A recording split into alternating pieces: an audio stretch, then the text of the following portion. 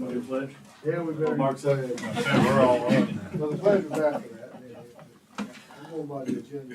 Pledge allegiance. To the flag of the United States of America, and to the republic for which it stands, one nation, under God, indivisible, with liberty and justice for all. Roll call. Brandon Carroll. Present. Danny Clark. Dana Strange. Present. Mark McAtee. Present. Mayor Brian Nader. Present. Attorney Stephen Tierwald. Present. Clerk Treasurer Lori Carrico is present. We get a motion to approve the minutes from last month's meeting as presented.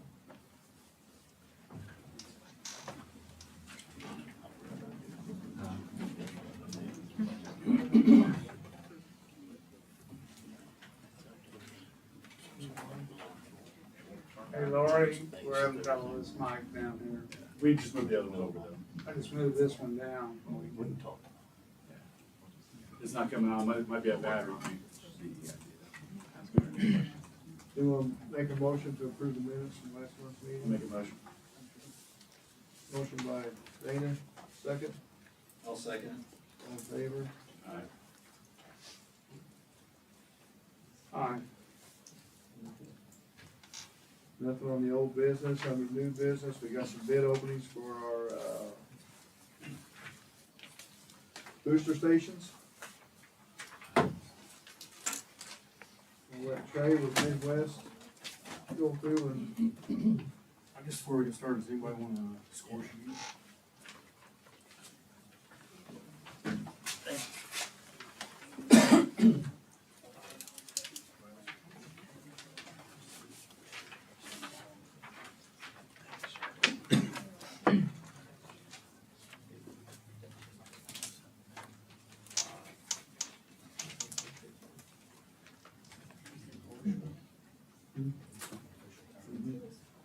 I'll look for you. That's the first one.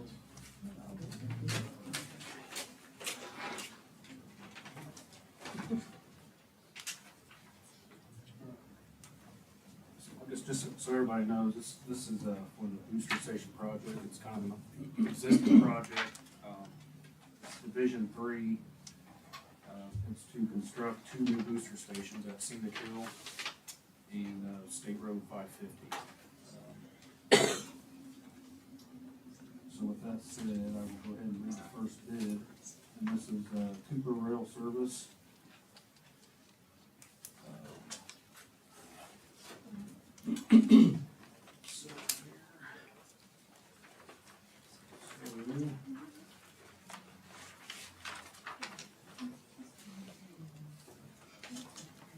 So 496. Is there? Yes.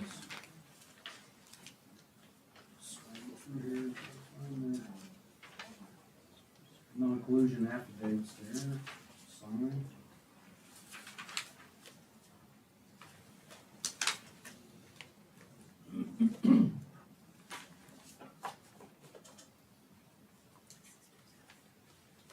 Okay, so for base bid number 1, which is the State Road 550 booster station, their total base bid is $616,795 even.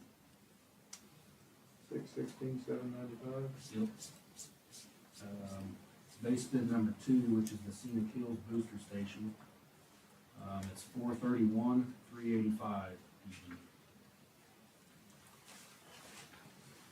And then the mandatory alternate bid number 1, which was the portable generator, was $143,690 even.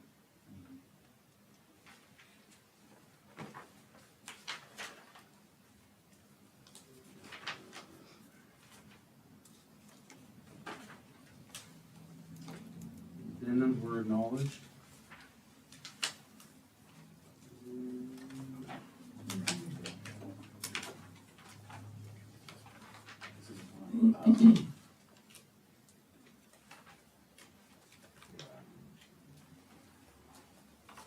Financial statement.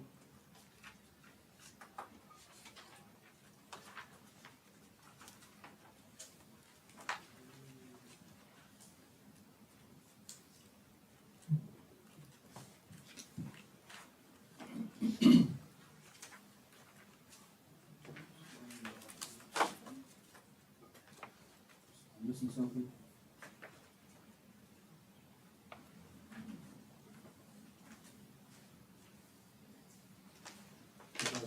The bid security. Bid bond.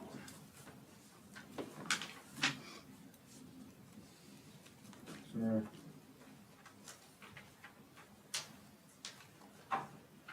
Bid bonds there.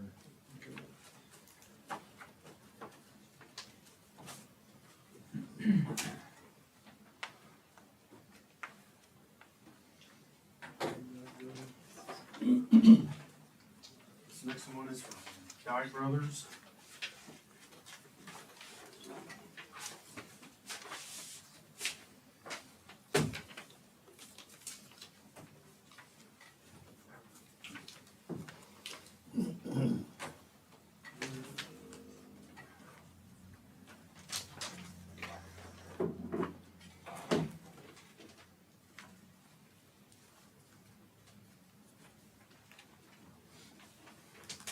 Okay. Base bid number one.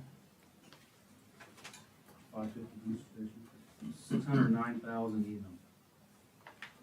109? 609.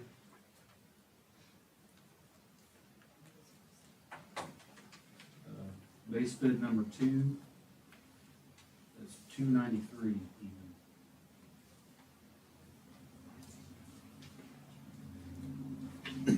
And the portable generator rated for number one was 141.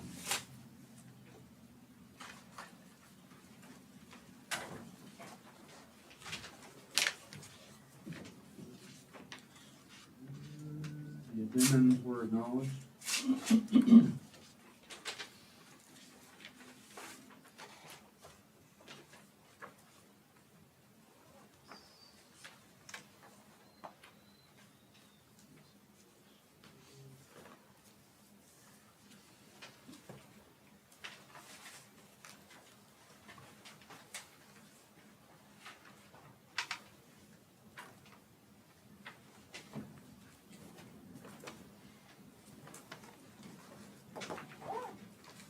Financial statement and the bid bond. For 496.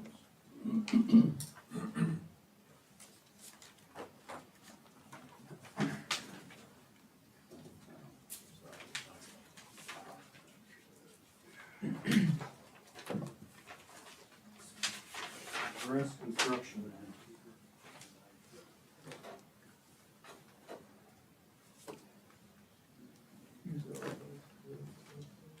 The 496. Risk construction. Yes, sir. That bid one, is that for number one bid? You said 496? No, 496. Oh. 496.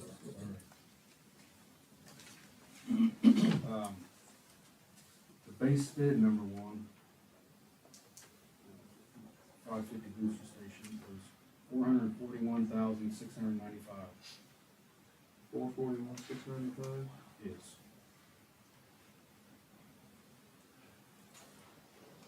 Base bid number two was 274,130.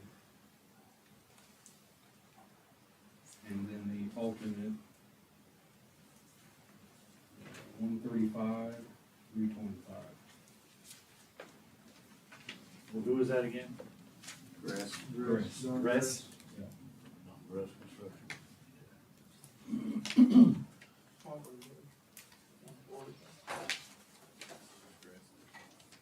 You want me to repeat it?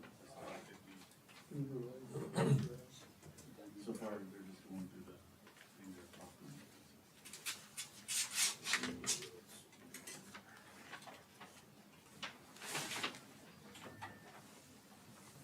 All addendums have been acknowledged. Bid bond.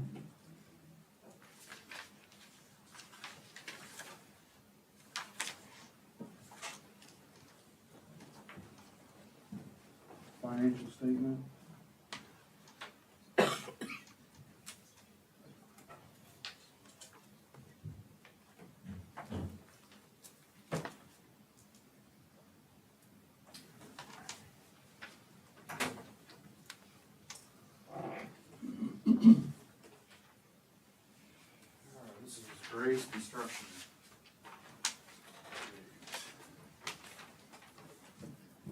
construction.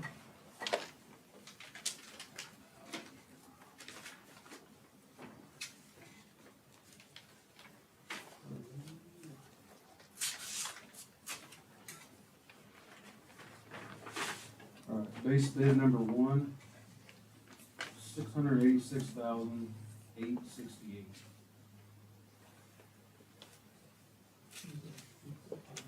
$686,868.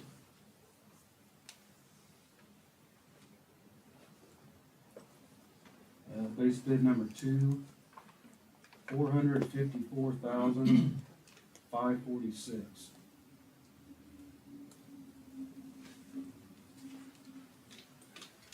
And alternate bid number one was $141,414.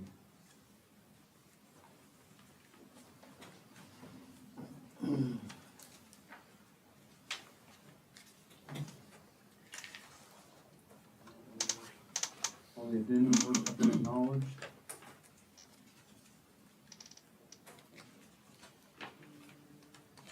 $496 is there, signed.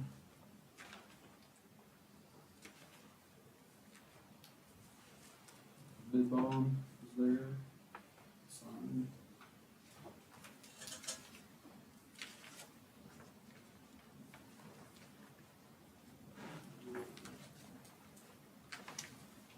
Financial statement.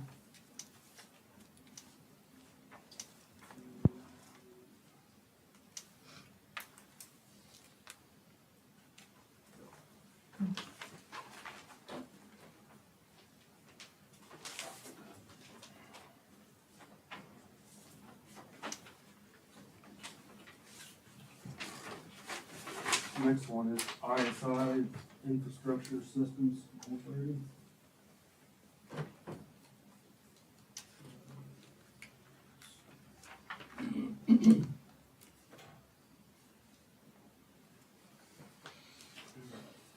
Base bid number one, $615,000 even.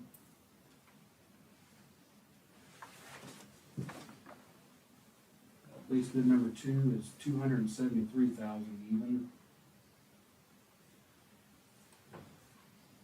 And mandatory alternate number one is $145,000 even.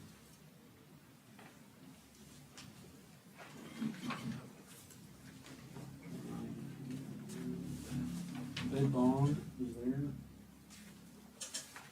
496 is there, signed.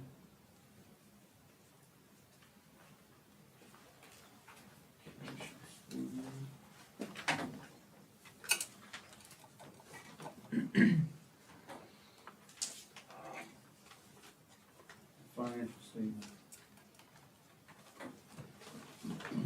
We got the acknowledgement of the addendum.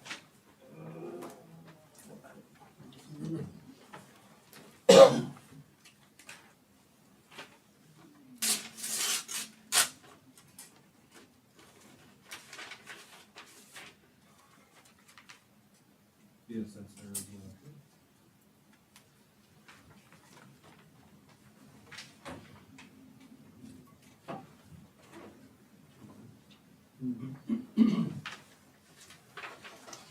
This is, S&J Excavation and Concrete LLC.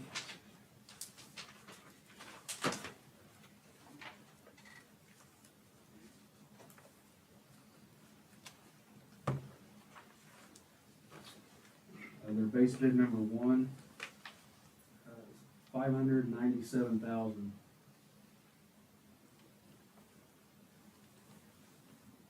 Number two is $297,000. And then the alternate is $135,000.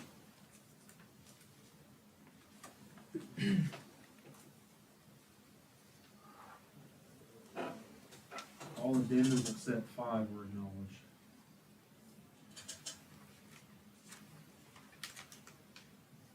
Bid bonds there.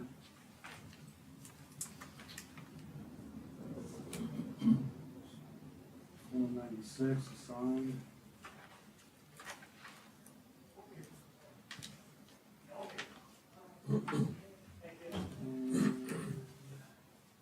Financial statements there.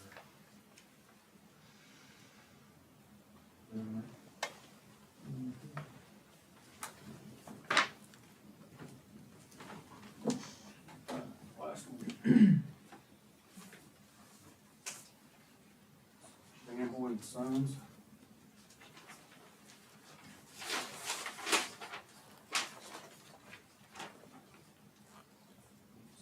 $496.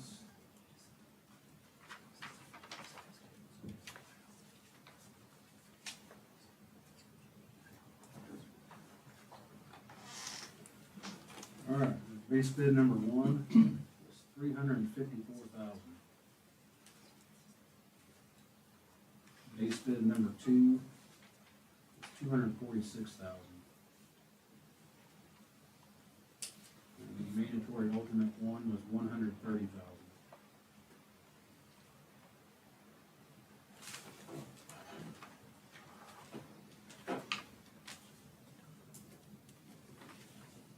The bid bond is there and signed.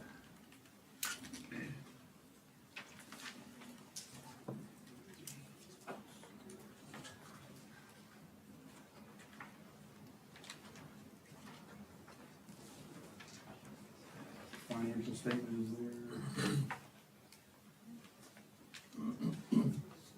All the vendors were acknowledged.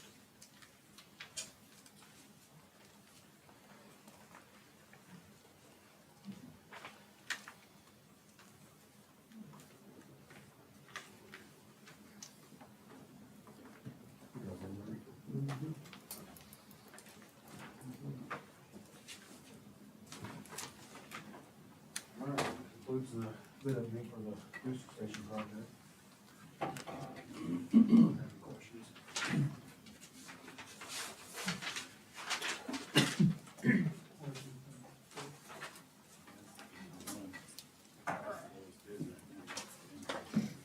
Like to see if, you guys have any questions on this?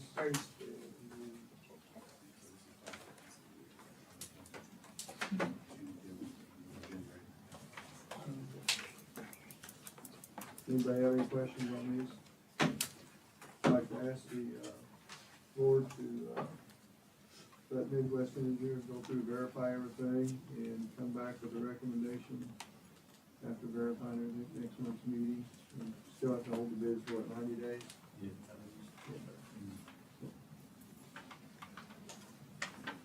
a motion? Yes. I'll make the motion. I'll second. All in favor? Aye. Carried. Okay, the MOU with Loogootee School System. This is on the SRO officer, the program up there, so. Dana, you had a couple questions on here that you wanted to get amended possibly. Well, I mean, I used to work with MOUs a lot, and clarification, words mean things, so on the one specific duties of the SRO, it talks about the SRO will wear approved department and our uniforms deemed appropriate, so I just think it should say city department, so that way we're not dealing with other uniforms, they can do the county or whatever, but we want it to be specifically a Loogootee police officer uniform. And the other part was, so that's under specific duties, and the other part was under vehicle, it talks about how we're basically selling it to the school for $1, but I also think we should put on there, all maintenance will be the responsibility of the school system, not us. And that way, nobody comes back on us. Yeah, I think some additional language that just, that they take ownership, you know, then that obviously makes them responsible for insurance and everything else on that vehicle and maintenance. Brian, one thing about the uniform, sometimes when Kelly's gone, he'll have like a state trooper fill in, or someone from the county's not gonna have a uniform. So you gotta take that into consideration. But they won't be the permanent SRO though, right? No, but I'm just saying there'll be days when Yeah. Kelly's Yeah, off, that that may happen. would be fine. Yeah. But they're just saying for the actual permanent Okay. one.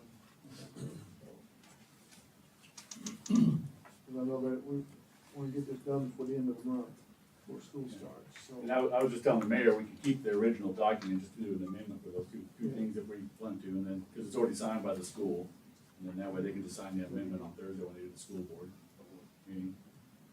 To be clear, are we wanting to change the language then under number one, specific duties of the SRO about the uniform? Yeah. Just making sure it says city uniform or Loogootee Police Department uniform. And you brought up a good point about the insurance too, on the vehicle, so maintenance and insurance. I know it sounds obvious, but it isn't always obvious when it comes to legal things, so. Especially since we give them the car for $1. Yeah. They're an entity of themselves, right? Yeah. So, God forbid something would happen. We get those changes. Do they take care of their own training and all that at that point? Or We still do the. Because they'll still be considered a Loogootee reserve officer, right? Yeah.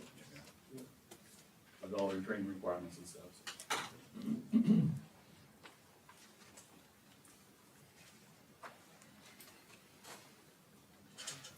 Make a motion to approve this with the amendments. I'll make that motion to approve the MOU with the school with the amendments. I'll second. All in favor? Aye. Approved. Okay, we got several special event applications here.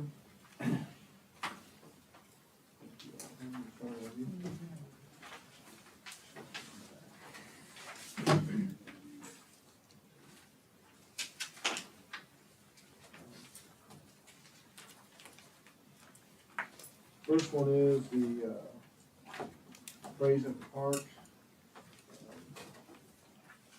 They've actually used an old, I don't know where they got this from, but all they're wanting to do is hold it out the shelter house at the city park again, like they did last year, so I mean, there's not any, you know.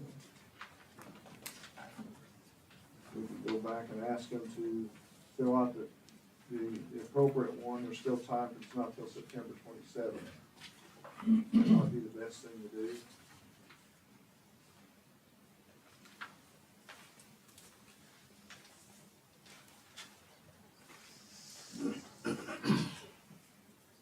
That way we're all following the same, protocol.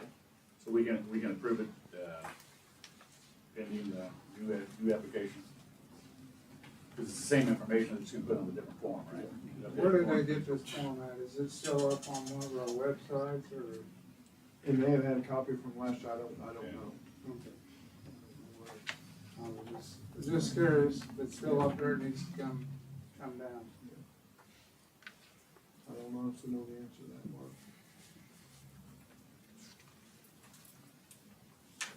You just We're had it- revamping the webpage, so. Yes, we are doing Yeah. that. So, we can bring it back up next month, Just ask them to do the new Yeah. form. yes. We'll make a motion on that. Is this an individual or is this a group? It's a group, it's the, Redeeming Grace. They did it last year, it's one of the fundraisers. I know the Redeeming Graces. Yeah. I'll make a motion. I'll second. All in favor? Aye.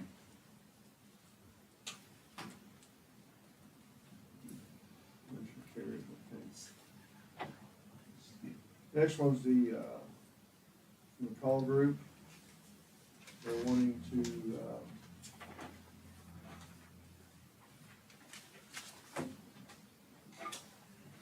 for August 2nd and then possibly September 6th. We just discussed this prior to the meeting. They wasn't for sure if they want to do something on September 6th, but I said, if we're gonna do this, let's just get it all ready ahead of time and come back at the beginning of next year for everything next year on all the months they wanna do for the farmer's market, so, I think Nancy's gonna do that sometime January, February, March, just so it's everything, but anyway. Also, they check pavilion and the city park, depending on which place they wanna go. You guys just show it being checked as the pavilion, we just was talking about this, so So they have options in case of something. like We that's not prefer the fun. pavilion, I mean, Yeah, that would be first right. choice. And that's what, we want it to be used, Oh, so, yeah. Right, yeah, it's more visible. so, I'd like to get a motion to approve this. I'll make a motion. to approve that. Second. And one thing we wanna, you're asking just for the pavilion area, not any streets to be closed? No, just the pavilion. Okay, go ahead. But that includes the grass area and all that, yeah. And we know we can't they can't pull their vehicles on the grass to unload, they have to unload from the street, but no, I don't think it would require any street closure. I mean, where you're at now, it doesn't require anything like No, that, so no, they it just, works well, out. now they pull in the grass to Yeah. unload, Yeah. but not all of them do. But some of them do. Yeah, they We just- hope it grows next year, Yeah, but yeah. for now, that'll be for you. I'm glad you guys are expanding the vendor list. We're trying to get Yeah. vendors to come, To get- yeah. we are, it's hard. We're trying to get our advertising out too, which is also hard. Besides Facebook, not everybody's on Facebook, so. Got a motion and a second, all in favor? Aye. Aye. The next one is from the city. Straight out of summer, we've got an opportunity on Labor Day weekend at August 29th, bringing in a George Strait tribute band out of Nashville. They're very, very recognized and playing a lot of different places. So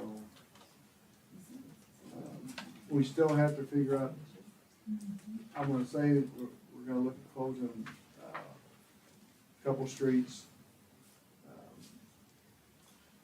Just the ones directly around the pavilion there? Yeah, kinda like we do Southeast First Street, Northeast First Street, Railroad Street, and then Church Street possibly. Yeah.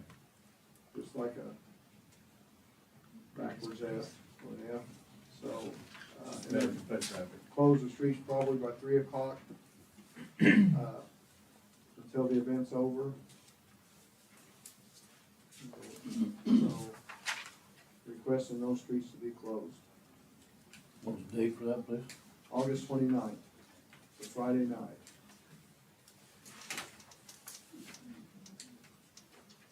So you're closing down mid-afternoon and open back up that night, I guess?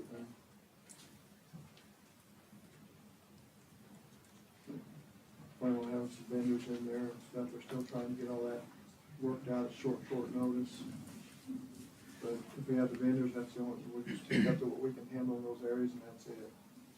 I'm kinda, I was kinda curious, do we do like a deposit for that kind of stuff? I realize it's a city event, but if we have somebody else come in there and stuff, do we make them do a deposit in case they take cars and vehicles up on the grass and stuff like that, or how do we work that?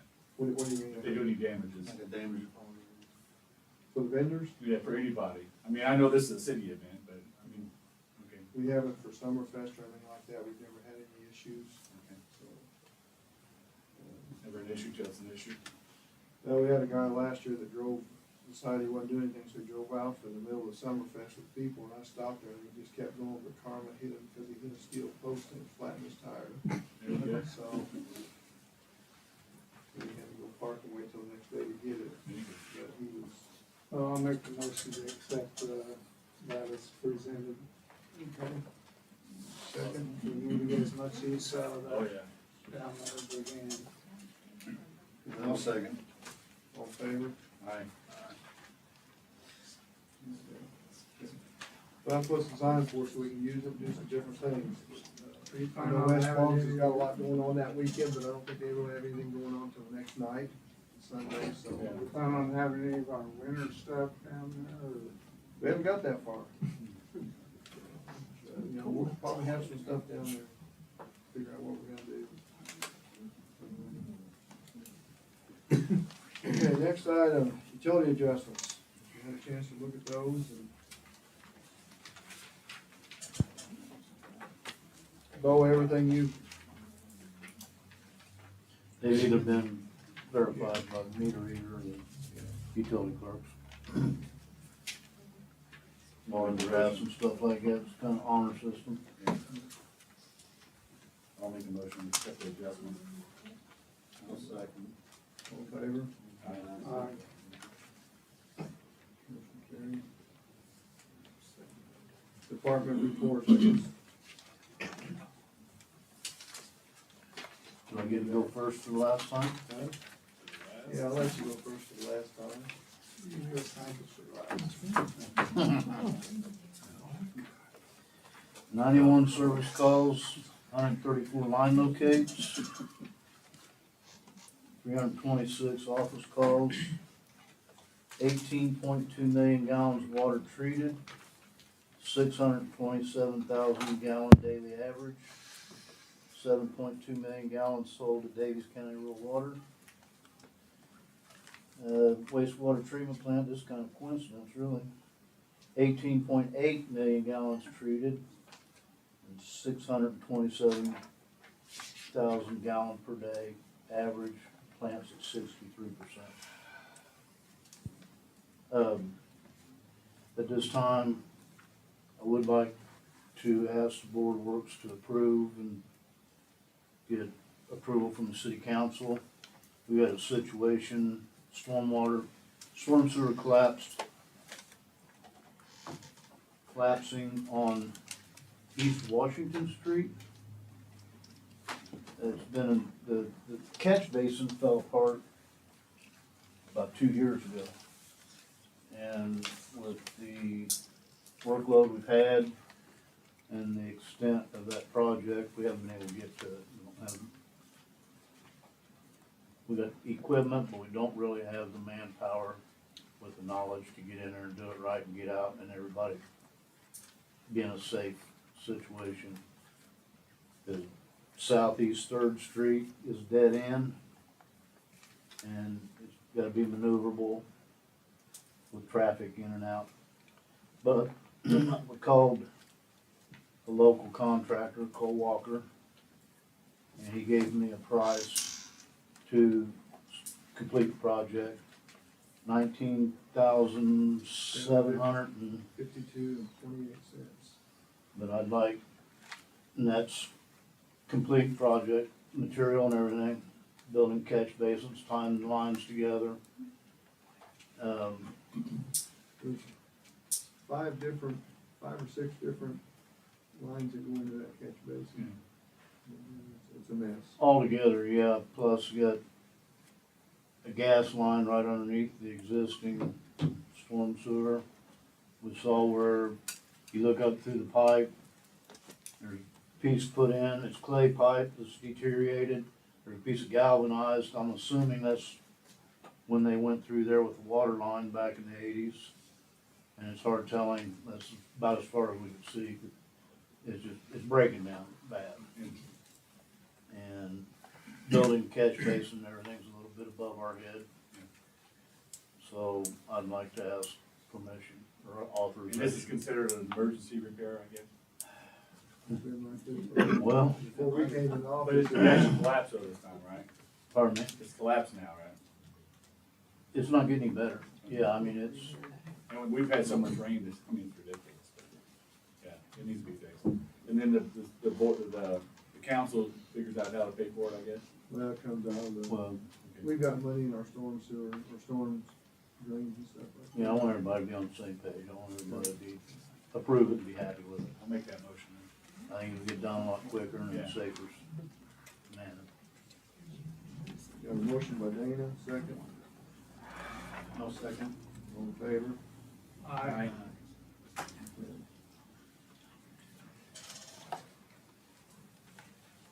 Thank you. Thank you for your last one, and all your service. As a department, we had 89 calls for service. Of those calls for service, 12 of them turned out to be actual cases. We had 6 arrests and we wrote 6 citations last month. The citations off Bluefield Road. At least 3 of them were. Same person? So are we still having a dog problem like we had before, or is the Humane Society helping out with that? Our dog call volume has reduced drastically. I haven't heard of a whole lot of them. We still have some. I took 2 of them last week, but it's not Not in 3, the 4 a hundreds that day there was, anymore. yeah. No. I have May's here since I didn't have it last month. May, we had a total of 33 runs, 15 fire, 18 medicals. In June, we had 34 total. We had 18 fire and 16 medicals. And I was gonna let the council know and Board of Works know that our air packs are in and they're in service. So, I've seen that. And also though. No. Okay, We talked this. okay. Okay, Justin? Issued 6 letters in reference to ordinance violations. I have a total of $1,100 in fines issued. And billed a total of $3,400 in reference to 2 properties to be cleaned up. And issued 4 permits. All right, thank you. I've got a question, because we've seen a lot of things on Facebook, people kind of complaining about it and stuff. Is there any way they can call in and say if a certain property's been cited, or Yeah, they can call and ask. call you, or call the, You call the office phone, all that. like, office? Okay. Okay. If there's nothing else, with no essential business, ask for a motion to adjourn. Make that motion. Second. Two seconds. All in favor?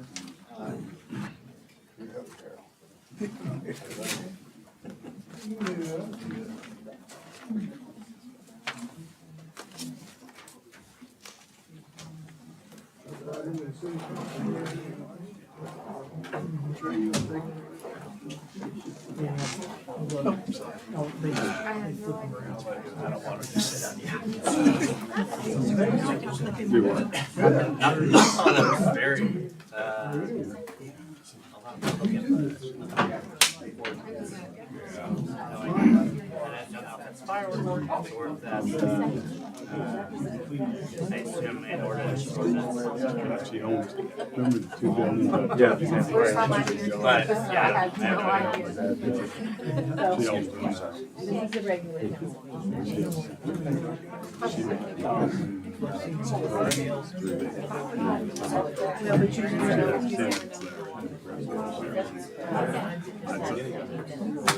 So are you from the newspaper?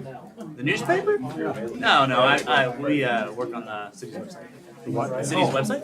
Yeah. Are we gonna try to get it updated? Yeah. So that's- We're working on a refresh right now. It should.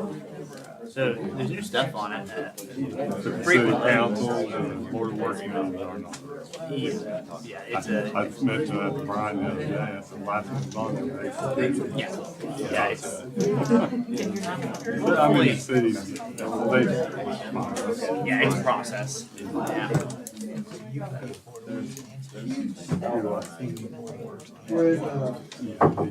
Call to order, pledge. To the flag of the United States of America, and to the republic for which it stands, one nation, under God, indivisible, with liberty and justice for all.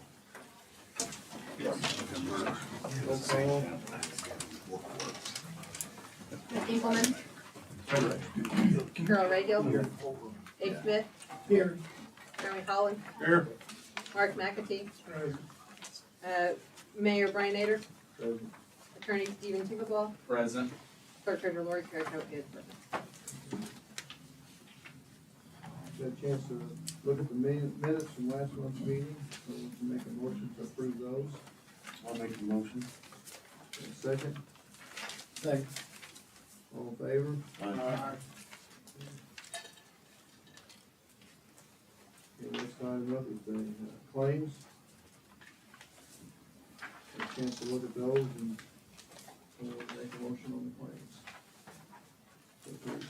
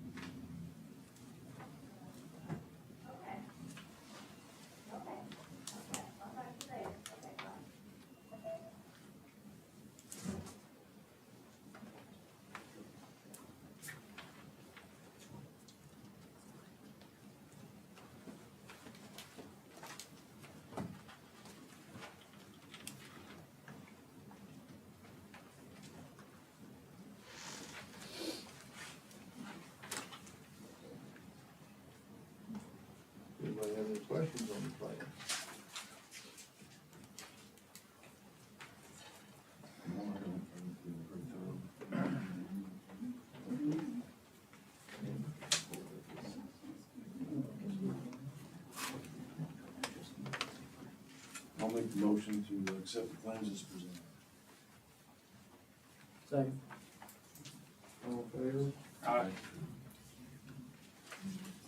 Any under old business, we have Joe White with Sullivan Development. He's gonna give us an update on the, housing project that's been moving along and moving forward. He can do a slide presentation here. Give us all an update. Thank you, Mayor and City Council and City of Loogootee. Joe White with J&H Ventures. And yeah, just want to give a quick update on the project. It's actually a pretty exciting week this week. It's hard to believe that it's been a year, over a year, that we've been working on this development, and we're getting really close to actually breaking ground as soon as next week. So I wanted to just come before everyone, and for those who are new to the project, maybe this will be helpful to just sort of get a sense for what we're thinking and planning. Over here on the Oak Street, as you go out to towards the edge of town, there's a 5.5 acre site that we've been studying for over a year now. We've done all sorts of tests, phase 1, phase 2, geotech, environmental studies, and we've gotten to a place where we've gotten all clearances. We've gotten clearance with the state to proceed with our plans to construct multifamily units and a child care center. Hot off the press, I just got this morning, is our updated site plan. So if you sort of do a before and after, how it started, how it's going, like just sort of use this armpit here as a little bit of a marker to give you a sense for right here, that same armpit.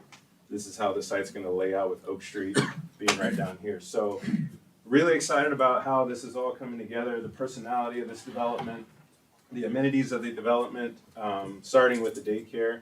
So we've gotten, I'll show you some design elements of that here in a minute, but the daycare plans are coming together very nicely. Sorry guys, I mean, you probably can't see through me. Daycare plans are coming together nicely.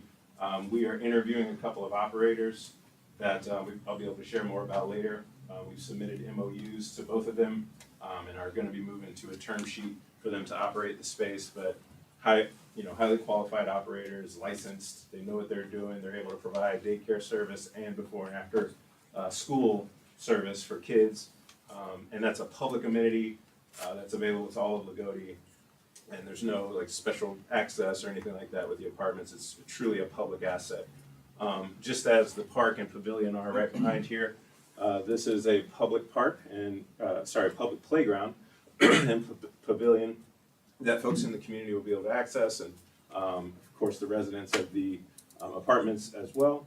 Up front we'll have pickleball courts, and all of the orthopedic surgeons are celebrating right now with pickleball courts going in. But it'll be a nice little amenity with a retention pond sort of centering and anchoring this in the center to manage all the stormwater. I think if you've been out to the site, you know that stormwater has been a challenge historically, coming down off of that hill from the cemetery onto the site and sort of rushing all the way down here to where the Humane Society currently sits and will obviously continue to operate. So the two structures here that you'll see, one 14 units, the other 36 units. This is a 2-story structure. This is a 3-story structure here.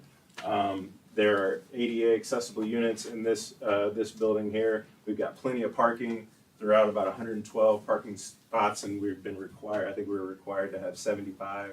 So plenty of parking for the community. And we got a little bit of parking along this access drive here. So really happy with how everything shaped up. Just as a little bit of an overview, we're still tracking very nicely along with our timeline. Sorry, you probably can't read this from very far away, but we're right here in the middle where we're, right in here where we're getting ready to break ground. In fact, Friday, I'll give some dates here in a sec. Friday, we're gonna have the groundbreaking. Everybody's welcome out to the site at 2 p.m. at 507 North Oak Street. So we are kicking off construction right on schedule this month, which I'm really excited about. 50 units is the plan between these two buildings. It's about a $14.6 million project. And we've done everything that we can to reduce any strain on the city, which I'm really happy about. That was our commitment early on, and we've maintained that commitment. These are this gives you a little bit of an idea for these units, what the rental rates will be. These are not final, but gives you a pretty good picture of what to expect and what community members can expect We're gonna have a mix of 1 bedroom, 1 and 2 bath units, and you can read the rest of it Do you there. mind stepping back for a Yeah, I'm second? sorry. I've had people Yeah. call me in the morning. You know, people calling you tomorrow, Mark? No, they have already called. Yep. There we go. You're good, you're good. Good now? Yep. So we're gonna continue with the overarching sort of comprehensive plan here, which includes, you know, we're bringing high quality housing. I'll show a couple of elevations of the units so you can get a feel. They're not color, so it'll be a little difficult to see, but we'll talk about that in a sec. All the commitments that we made in terms of just operating this thing rigorously and with excellence, make sure our screening processes are tight, make sure that we're snuffing out any, you know, subleasing or any illegal activity like that. This thing is going to operate with excellence. There's a whole lot riding on this, both for the community and for myself personally, and so I'm very much interested in this development, and I will be the owner for a minimum of 15 years. So I will be arm in arm with you guys for 15 years on this, and that's a really important component to consider. So the management piece, we're gonna have an on-site manager that'll be there 5 days a week. I just increased that salary a little bit to make it an attractive position for this community, someone from this community hopefully taking that role and getting trained up in how to be an effective property manager if they don't have very deep experience. These are some conceptual renderings of what this is going to look like. This is pretty dialed in terms of the design. Really pleased with how things are laying out here with the obviously multifamily apartments here, and this is the daycare, the latest and greatest design of the daycare. The daycare is about 40, well, I'll get into that in a sec. Let's keep moving. So here's an elevation of the building, just so you can get a sense for the design. The finishes on the exterior are gonna be high quality. We're only using fiber cement, cladding around the entire building, and we're gonna have a brick veneer along the bottom and at the entry points here. There won't be any vinyl, there won't be any of those, that kind of thing. It's gonna be a high quality finish. Each of the units will have some outdoor access point, either on the ground level. These sliding doors will just open up to a small patio. The upper units will have what are called Juliet balconies, where, you know, you can slide the door open, but you don't walk out on a balcony. You have a little bit of a step there that gives you outdoor access and outdoor light and air. Yeah, this is the 3-story building. The 2-story building, just take a layer off and you get a sense there. The kitchen, this is a little bit of an elevation of what the kitchen will look like. All of the units will have microwaves above the hood. They'll have washer and dryers in them. They'll have a dishwasher in them. We'll have tile backsplash, as you can see here. And then the kitchen, as you can imagine, this is one wall. And if you had an L that sort of stuck out here, you'd have the sink with, you know, pendant lights hanging above it with an open view into the living space. So really nice units, sort of an open concept, but high quality finishes. The appliances, we're planning stainless steel, and if we can fit it into the budget, our alternate is black, which is still not bad. It's not gonna be a, you know, janky white or, you know, unit like that. It'll be a nice looking and have a nice looking unit and have nice finishes. This just gives you a sense for what how the units will lay out. Not much else to add there. This is a 2-bedroom, 2-bathroom unit. I think this will probably be the most popular unit that we offer, but we'll see. On your multi-level units there, is there elevators that go up in the middle? There aren't any elevators. All of the ADA accessible units are on the ground floor.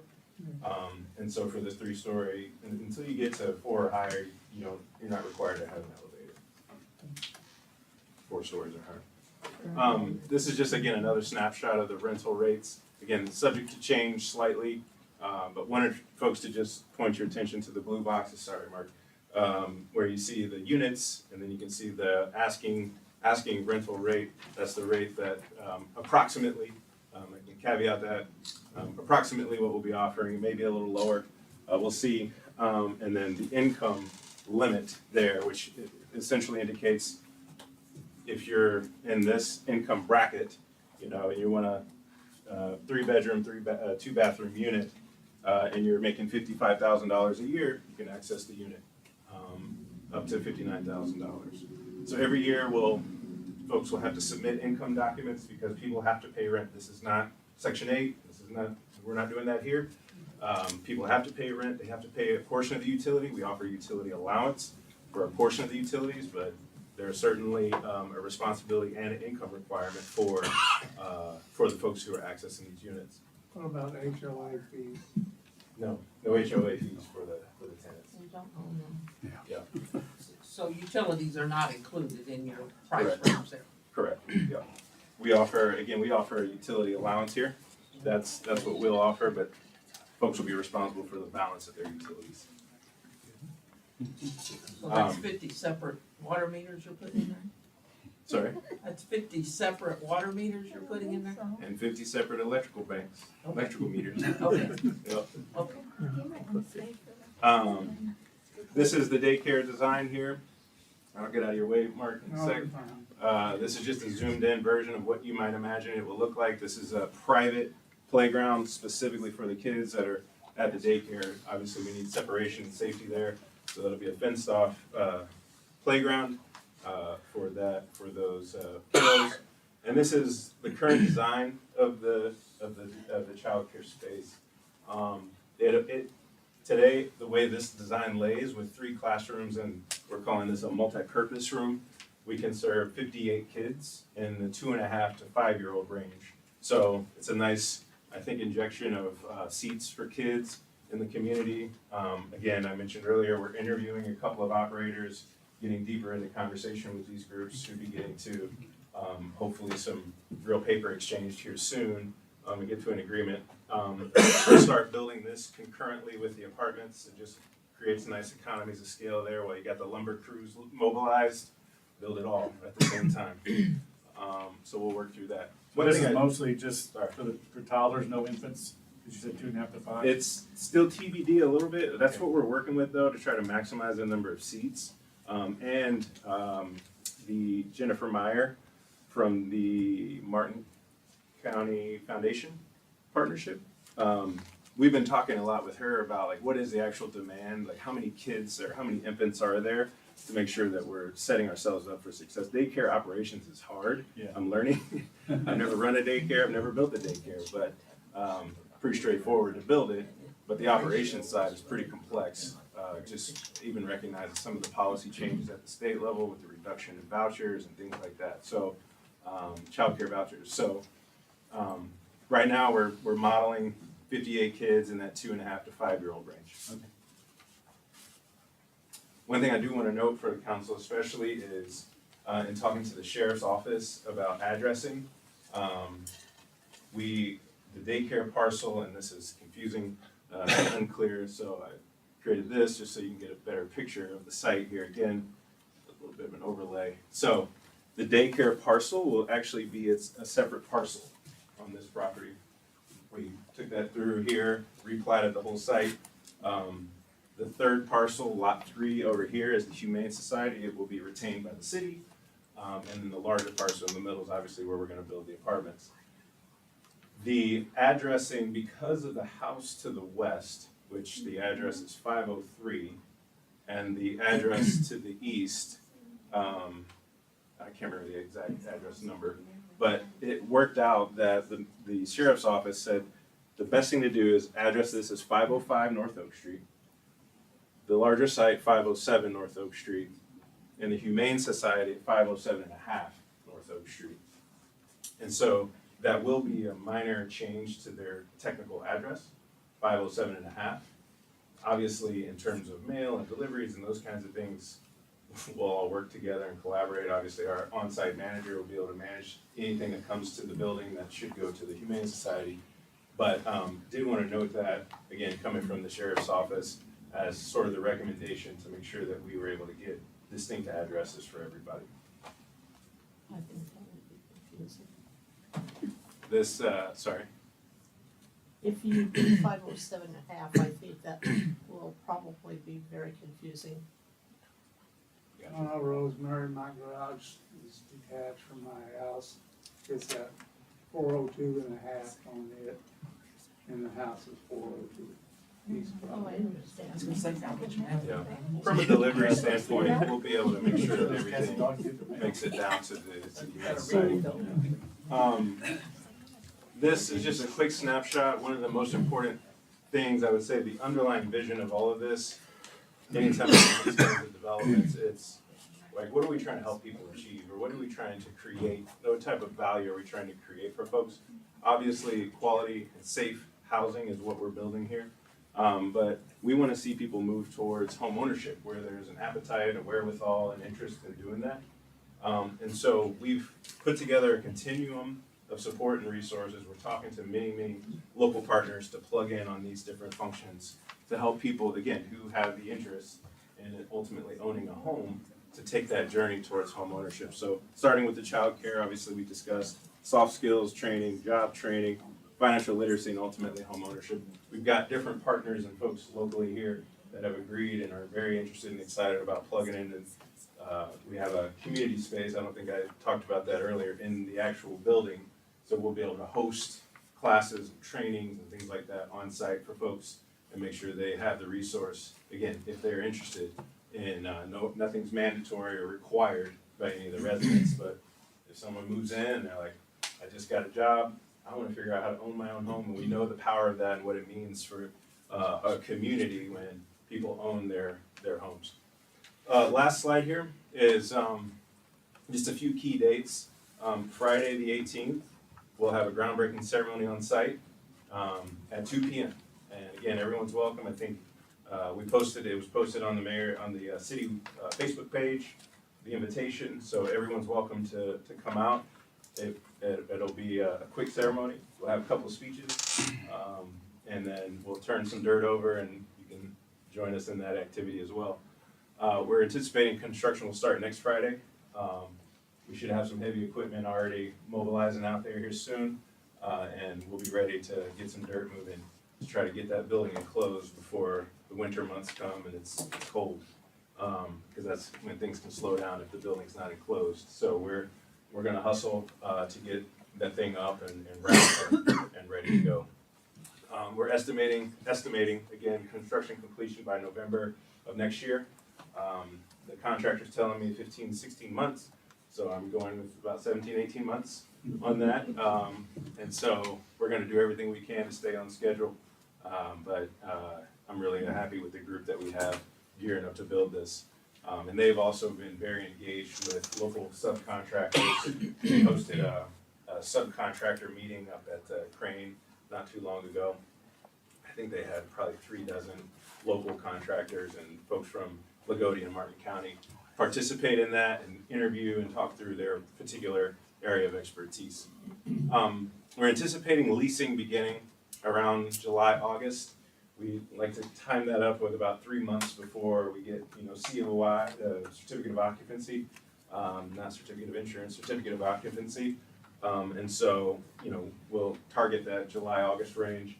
And I really hope that, I think we all know someone who might benefit from these beautiful apartments, frankly. And so I hope that you direct them to this website here, liveoakstreetvillage.com. There's a little contact us place you can put information in, and that goes directly to our property management group that can then contact folks as soon as we get ready to spin up with leasing. We're talking about people that wanna buy a home. How long are you locked into this lease for? They're 12-month leases. 12 months. Yep. You have the option to buy out if you could find a home. Now, that's interesting. If somebody was going to buy a home, I would gladly help them transition smoothly without having to spend a bunch of money that could be spent on a down payment on a lease buyout. Because that's accomplishing. I don't think you're gonna have any problem leasing. I hope so. We need you to make sure everybody's getting over there and getting signed up.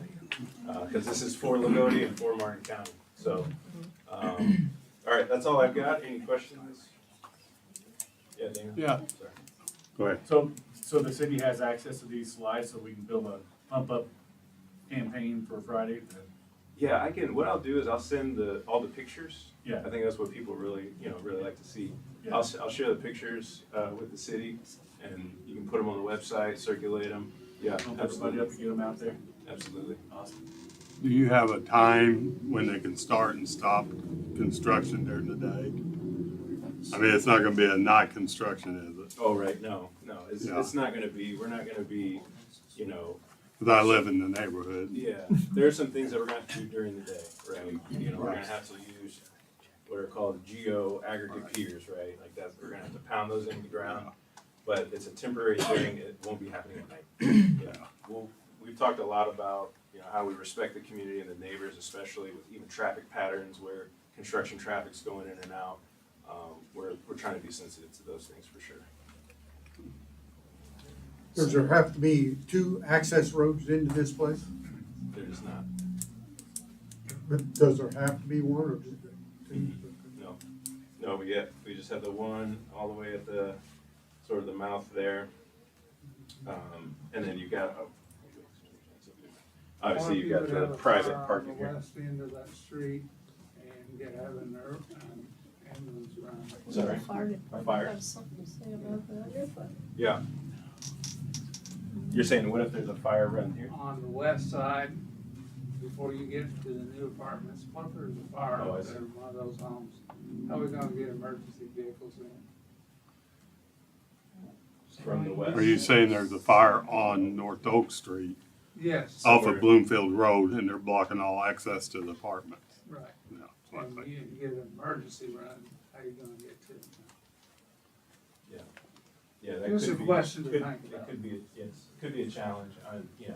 I think the street in my neighborhood probably would have the same challenge. So, no, not asking for anything, just wanted to give an update and let you know where we were, and of course invite everybody out Friday. I'll circulate the deck with the photos and, Thank you. yeah, I think most of y'all I have have my a permission. question. Yeah. So is it my understanding that this is gonna be a two-tiered system? One that would provide for low income and the other would, allow people of various incomes to be involved with this or rent? Yeah, so. How is that set up? Yep. That part of them are Section 8 and part of them are paying their, Yeah, none of them are Section 8. Everyone's paying rent. There are different tiers of rent, the rent that people will pay based on their income. there you go. Yeah. Yeah. So if you make $60,000 a year, you're gonna pay a different rent than someone who makes $30,000 a year. So that's how it'll work, and that's all tied to the local income levels. So it's not, you know, Indianapolis rates or Fort Wayne rates or Evansville. It's tied to the Loogootee income levels based on all the federal reporting stuff. Regardless, they all enjoy the same quality housing. That's right. Yeah, they get a beautiful unit, exactly the same as the rest of the folks in the unit, in the building, and all these nice amenities.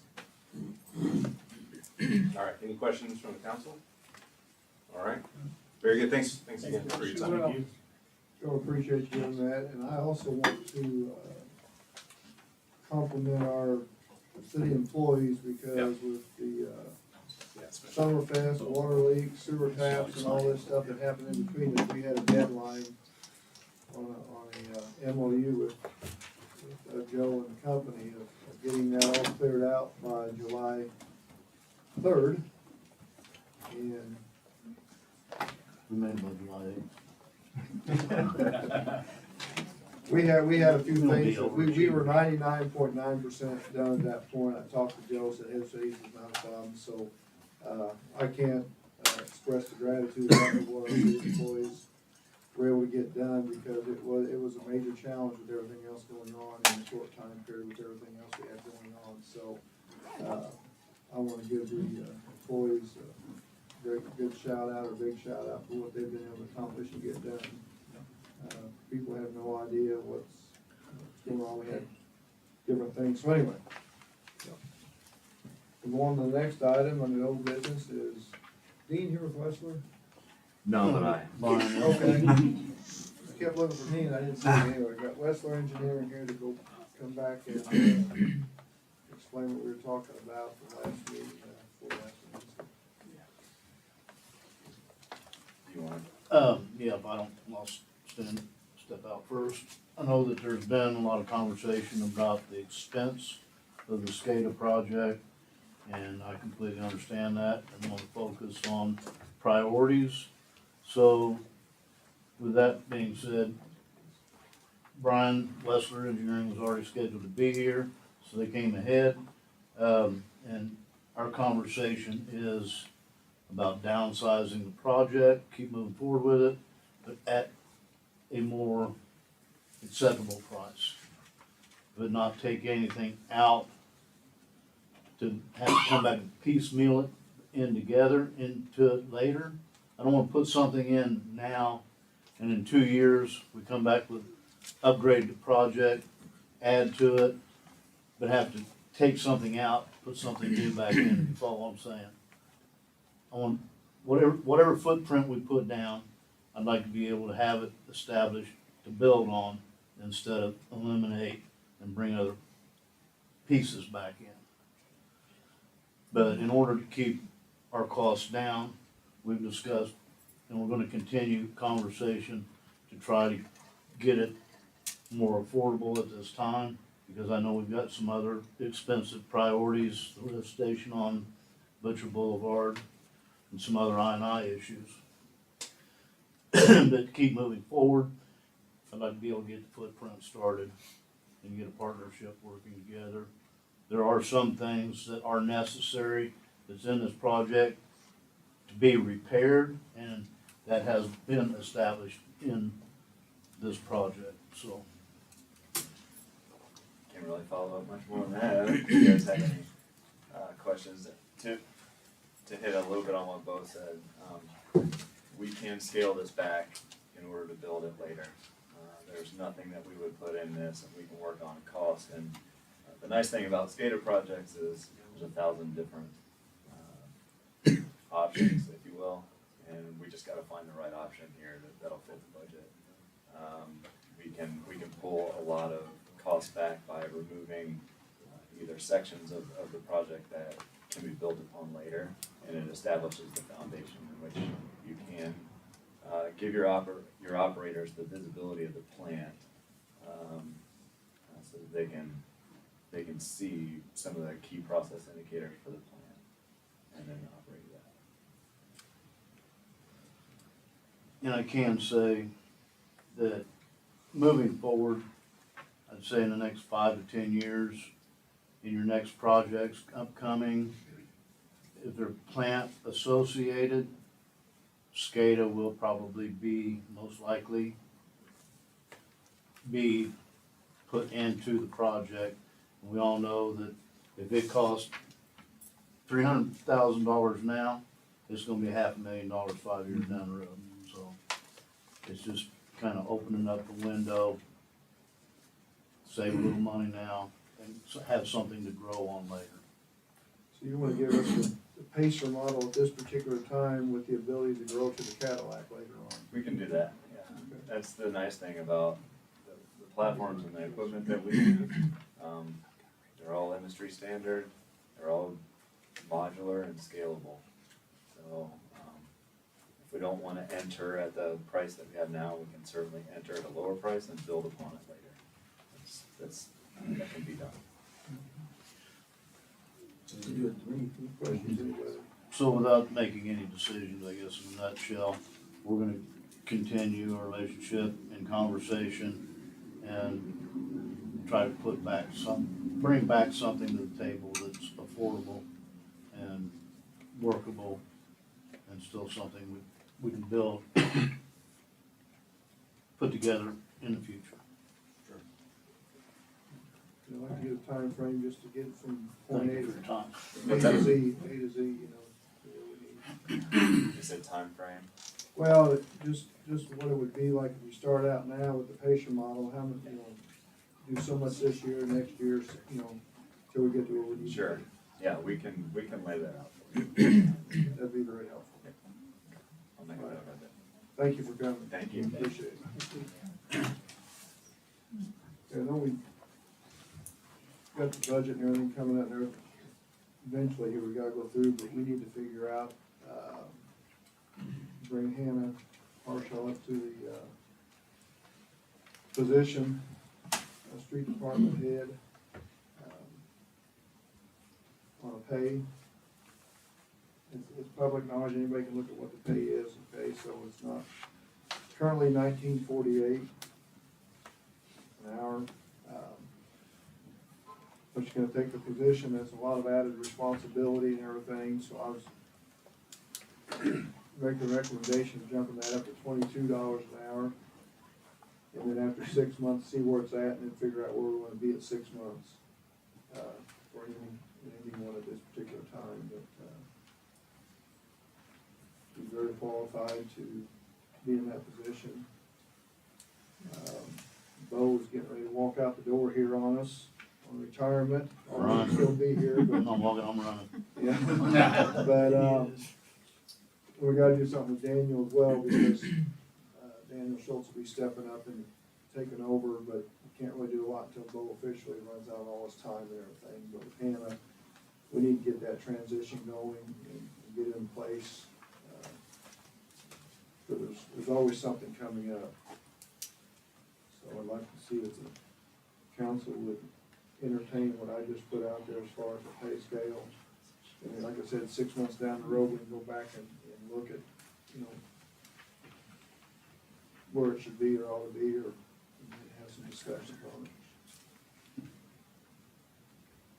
By that time, we'll be returning in our budget at that point as well.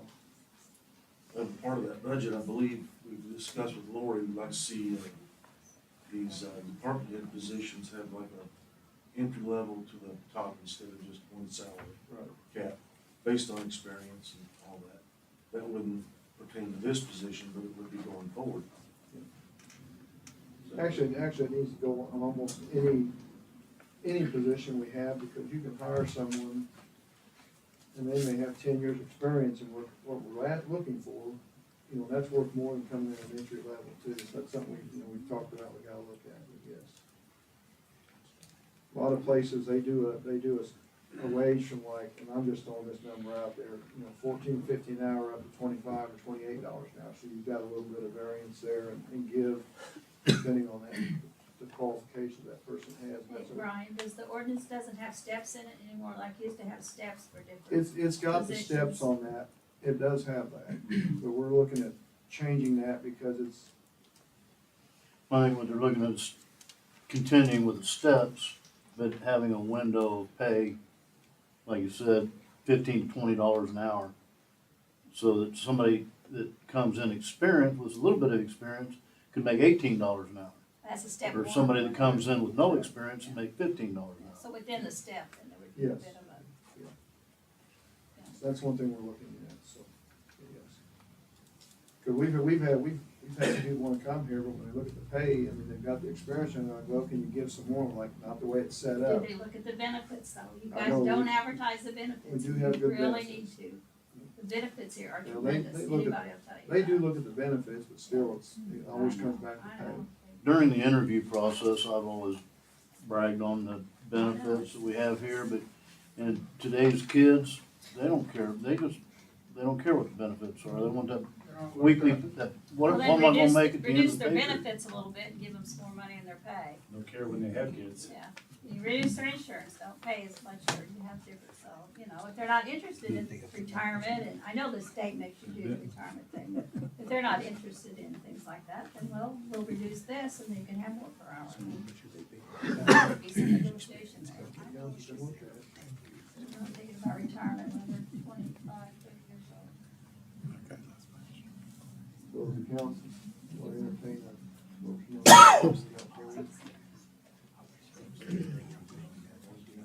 Well, she's at 19.48, pushed it up to 22.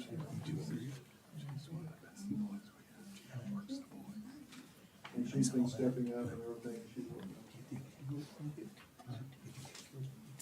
Anything on that role? Mayor, would this be a time that I could ask her about the insurance? Let's get this out of the way here first. Yeah, I understand, I didn't wanna move on to something else.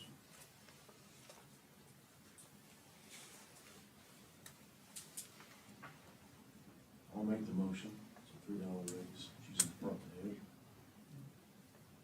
252 raise. No? 252. Yeah, it's 2022. They got a motion from Mike, I'll second. Doug, all in favor? Okay. Thank you, gentlemen. Okay, under new business, the election ordinance error. Hang on a minute. I'm sorry. Don't go ahead, something. What is, I was just gonna ignore you. okay, I got my answer. So, I have asked the mayor and I've asked clerk treasurer, I don't know if it's unheard of or if it's viable. They told me I had to bring it to the city council. I would like to ask consideration that if I paid the premium for dental and vision, which is it's a little less than $400 a year. As long as I'm on a part-time status, I can continue to carry dental and vision.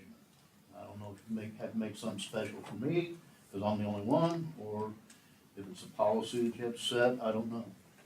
It'd be an attorney question, I'm sure. I won't be offended by the answer, no. Make sure you're working full-time, you're now gonna go to part-time, Correct, and we don't offer insurance for part-time. correct. So yeah, if you were gonna if you wanted to do something, you could basically pass an ordinance, but you need to make it basically Well, I didn't know- cover yeah. all people in a situation similar to those. But I mean, it can be done. Okay. I only know of one other person that might be interested in it, and I don't know. He's been a part-time employee for probably 11 years. He's never been full-time status and went part-time. He retired from USG, but he has worked with us for almost 11 years. But I don't take the city's health insurance now, because I'm on Medicare, but they don't offer vision and dental. Yeah, they do, but you gotta pay for it. Yeah, well, At a premium. I haven't looked at all the avenues, but it's something that I was thinking of, as long as I'm still employed here on a part-time basis, if I could take advantage of it. I don't And I blame would you pay for the asking. premium, so. I don't blame you for asking. So you pay the premium, you just want to stay on the city dental vision. But you pay the premium. That's not. You're gonna pay the premium? How many part-time people we got? Yeah, cause I don't think I could get dental and vision insurance outside on the market for less than the premium. No, you can't. Even through Medicare, you can't. Yeah, right. Supplemental or even on It's what I open never did market. understand about people that work here in the city, they don't realize the benefit package that they've got. Most of them do, Well, the younger ones. right. Well, they don't care, they just want a paycheck. Well, how many other part-time, I know we got, Larry, and then who else we have there that, he'd probably be the one that's really interested. Jeff, And you got city police officers too. Well, they'd have to go all the way across. I mean, if he's paying the premium. If you're paying the premium, it's not a problem. I mean, that's yeah, what I'm not I asking do. to I pay retired, I'm paying the employee portion, I'm asking to pay the premium. Wouldn't that be like a Cobra, if they pay their own, you pay the premium, that's pretty much a Cobra. You still have the insurance, you just pay the premium. That shouldn't be a problem. I guess we got our Cobra's city short attorney lived. draw something up. Next one goes to city. He's getting a group discount paying himself. So you guys are okay at the city attorney to go ahead and draw something up that covers everybody? I am. As long as they pay the premium,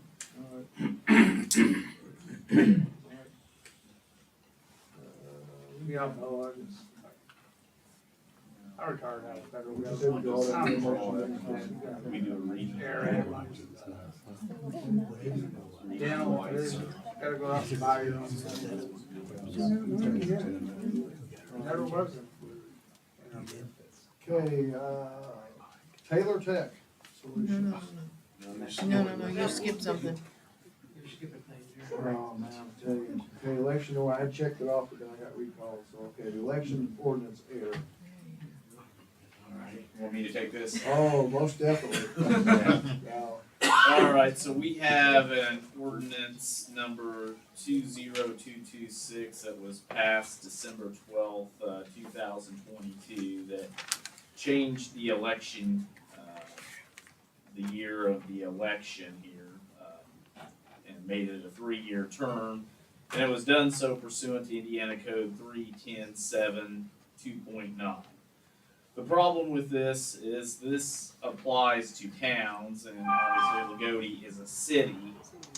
There is a code here, Indiana Code 310.6.51, that applies to cities with a population of less than 3,500, which would include Loogootee. So there was a method for doing this, but unfortunately the wrong code was used, and I have put a call out to the election division, making sure that it is indeed their opinion that this ordinance is invalid. I have not yet heard back from the Secretary of State Election Division on this. My guess is going to be that it is probably invalid, and if that holds true, then that pushes the elections back to the odd number year, 2027. The correct code, which was 310.6.51, under that, well, more specifically, 310.6.53 states, during a year immediately before a municipal election, the legislative body of a municipality may adopt an ordinance providing that each elected office of the municipality is elected in an even numbered year. So, if we wanted to fix this, I believe it's something that would have to be done next year. But I think it would be a good idea to wait for a response from the Secretary of State Election Division's General Counsel to have a definite answer. But as it stands right now, that's how I think it's going to be. Is right now, unless we take, well, right now I think we're going to have elections in 2027, and we could potentially pass an ordinance in 2026 that could set the next elections on a 3-year period to get us on the odd number, an even numbered years. And my belief is that the reason this ordinance or this law is here is basically to save smaller cities the expense of elections. I did notice this particular ordinance also left out the mayor. So in this particular case, I'm not sure this ordinance necessarily saves the city of Loogootee much money. You still have to have one officer elected. Well, was an ordinance, could it not be amended to change to mirror for next year though? Because we all ran understanding it was a 3-year term, even though the ordinance is messed up. That's what I'm asking, legally, if we can legally amend it. Would be I think we have an extremely unique situation here that's likely not to have ever happened again. And you can't do an amendment? I'm sorry? I was told you could just do an amendment. I've talked to several people too, and there's a competent, well-vested, older lawyer who said he didn't see any reason why an amendment couldn't be done by the end of the year. Talked to Julie Fithian, and she said the same thing. If you could just do an amendment to this ordinance. She gave the lawyer at the time the proper paperwork to be filed when this ordinance was made, so we didn't have to come up with $14,000, the city, to do our own election. And this is ridiculous that the city's gonna have to come up with $14,000 just to do an election on our own, when we could do it with the county if you'll just do an amendment to this ordinance and get it done by the end of the year. Now, I am not sure. Well, okay, check on it. Comply with Indiana law. The Secretary of State election folks would be the ones. And you can I'm make a waiting on phone call. back from them. Well, keep calling him. The squeaky wheel gets the answer. I think Trust we need me. to let our attorney take the due diligence in getting what needs to be Well, done. he needs to do diligence then. We've been working on this for a long time. No, I don't think you have. No contraire. I know better than that. We've been on this a long time. Oh, I doubt that. Yeah, you can lie to me all you want to. I know better than that. Well, I mean, the bottom line is, and I don't know how it got messed up, you know, a wrong code, whatever. You know, I trying to be honest with people, I ran with the intentions of 3 years. I know you did. That's what I told people, that's what Mike told people. Just me talking now as an individual, Stephen, if we can do that, we need to do that, because that's what we told the people. And I stand by what I tell people, I don't, in any other BS, if we can do it legally, let's do it. Save the city money and have the election so we get on the same cycle with the county. People are gonna vote for you next time, or 2 years from now, or they're not. It's not gonna make any difference, let's just get it done. Okay, so we gotta be legal, I understand. Yeah, and I'm more than happy to report back, once I get a hold of legal counsel for the,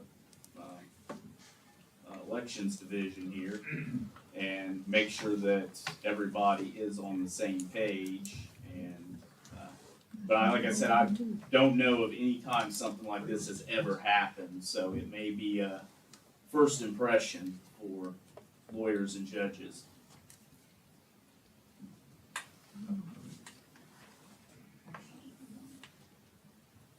It still left me out.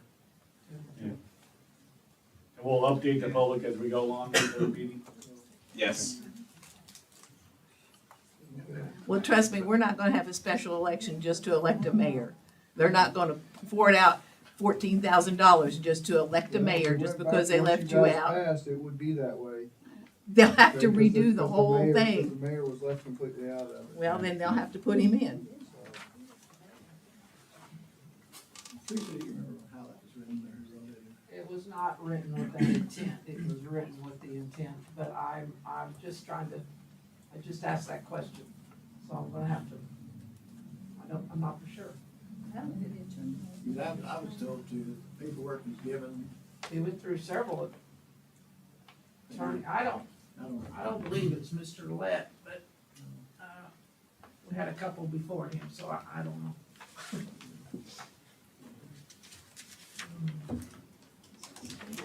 Huh? Brady, No, it does not say. Taylor Tech, you ready? Yeah, I'm ready. Okay. Thanks for having me. So on the week of the 4th of July, the mayor's assistant called our office and asked me to come out and just kind of do an audit / walkthrough of the city's IT infrastructure and how things are set up and all that stuff. So we did about a 3-hour walkthrough between all the different buildings, different departments, and just trying to get an understanding of how everything works.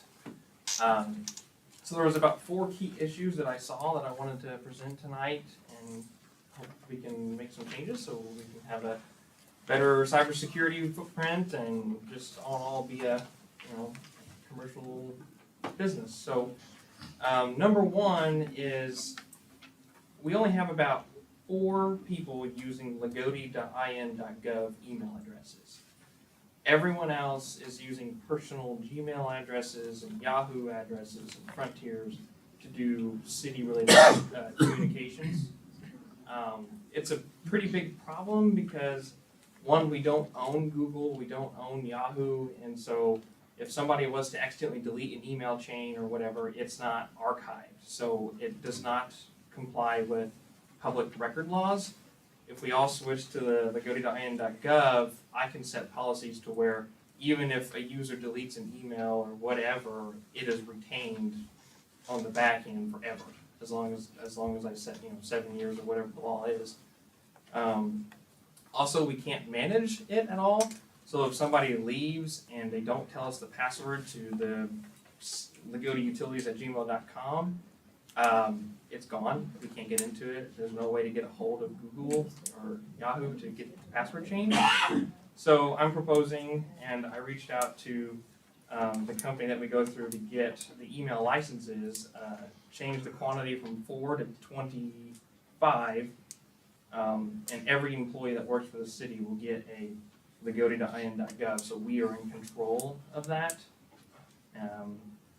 The second thing is all the computers here and servers do not have any cybersecurity software on them, like antivirus, or they're not being updated according to IT standards.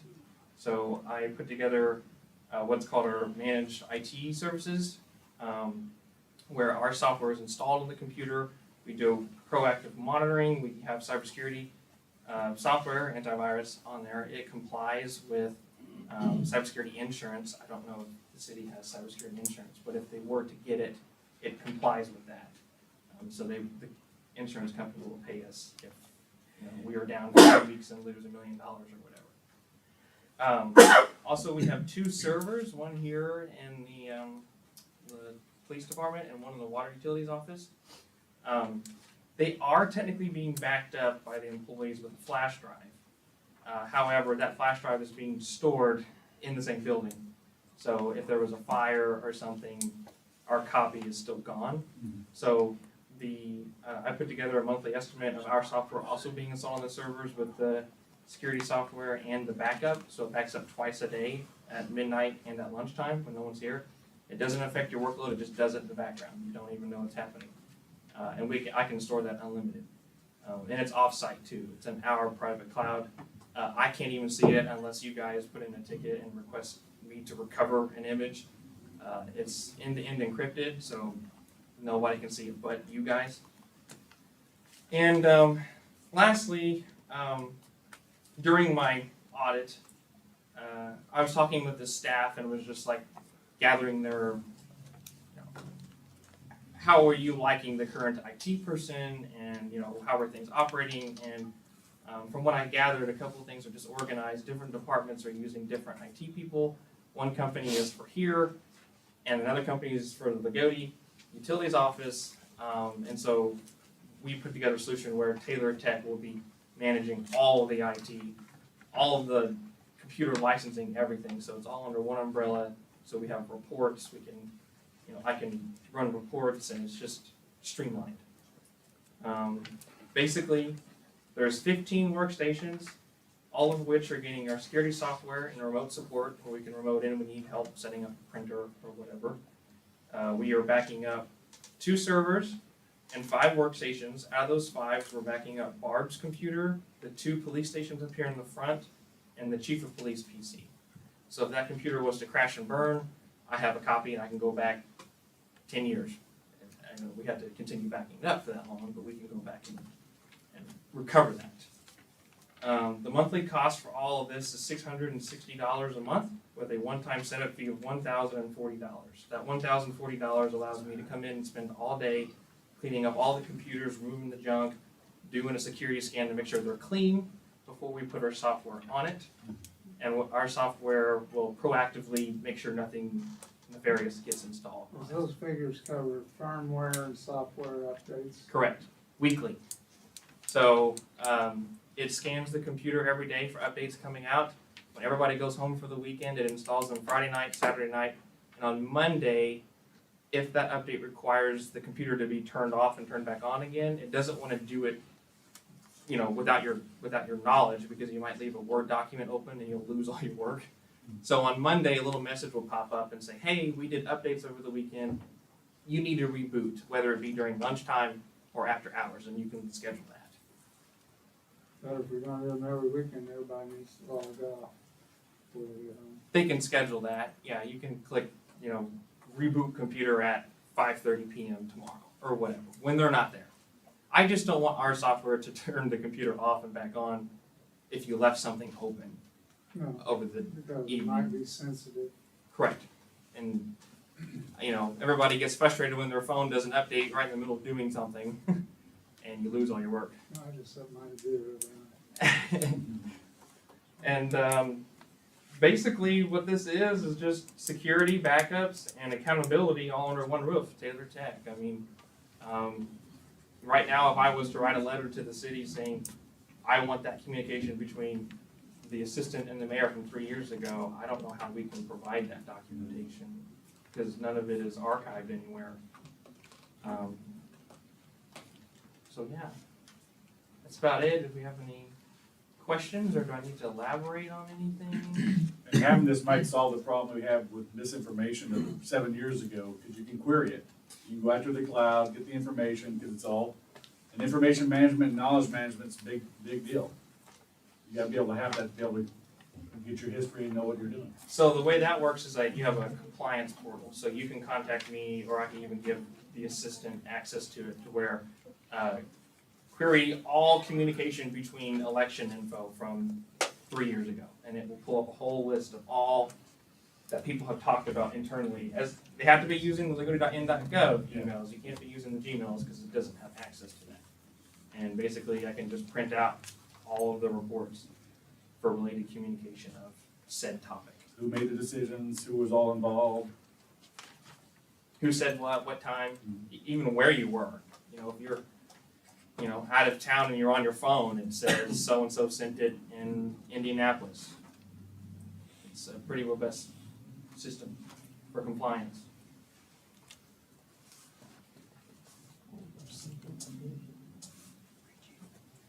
And how many emails are you talking total then? Total 25. That includes the council and board of works? All employees. Currently, we're 4 people. And what about communications with the volunteer fire department stuff? I don't know how much we use on email between your communications chief to. So now you jump that up. So if you were to email like the mayor from like a personal email or your different email address, that's still going through our system, so that's still archived. But if you want us to be in control of yours and monitor and manage and all that fun stuff, yeah. So as long as you email a loogootee.gov address, we can Always see copy it. it, always copy it, like, it should just be like a library database where it always goes to that one thing. Copy that when you send an email, and it'll always be a database. Yeah. Now, I understand the monthly cost is a little high, but we have 2 servers, and managing those is quite difficult, trying to keep them secured and patched, which means up to date. I heard through the grapevine that we may be switching from Keystone to cloud-based software for billing and all that stuff, potentially. If we do that, then those servers go away, therefore your bill gets reduced by almost half. So that would be a separate project, but if you go cloud-based, there's no need to have these 2 servers hogging up your power, paying your power bill, your internet bill, all that. You know, when those servers get old, we can start talking about our best option, going cloud-based. Think of it like the county, they just spent almost $100,000 on new servers. Imagine spending that much every 3 to 5 years when you could go cloud-based and pay maybe about, you know, $9 grand-ish or whatever a year. Hey, if you want to just run the head out there. So there's definitely options. Just run the head out there. Okay. And the contract is super simple. A big selling point for us is we're local. I'm 4 streets over. And if you're not happy with my services, just write me a letter and be like, I'm not happy and I'd like to go somewhere else, and I'll be happy to terminate. I try to be very simple. You want to start the contract on August 1st? Yeah, we can start it whenever. That's just my boilerplate is whatever the next month coming up, I put the 1st of that month.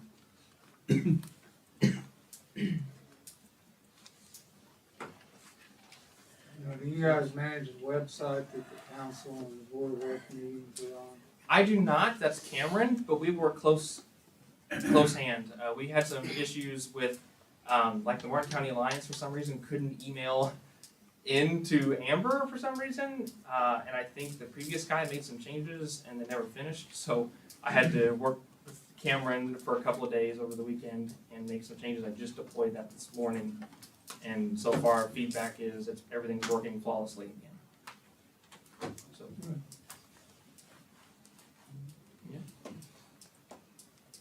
Well, money wise, I guess it's not even an option on that, is it?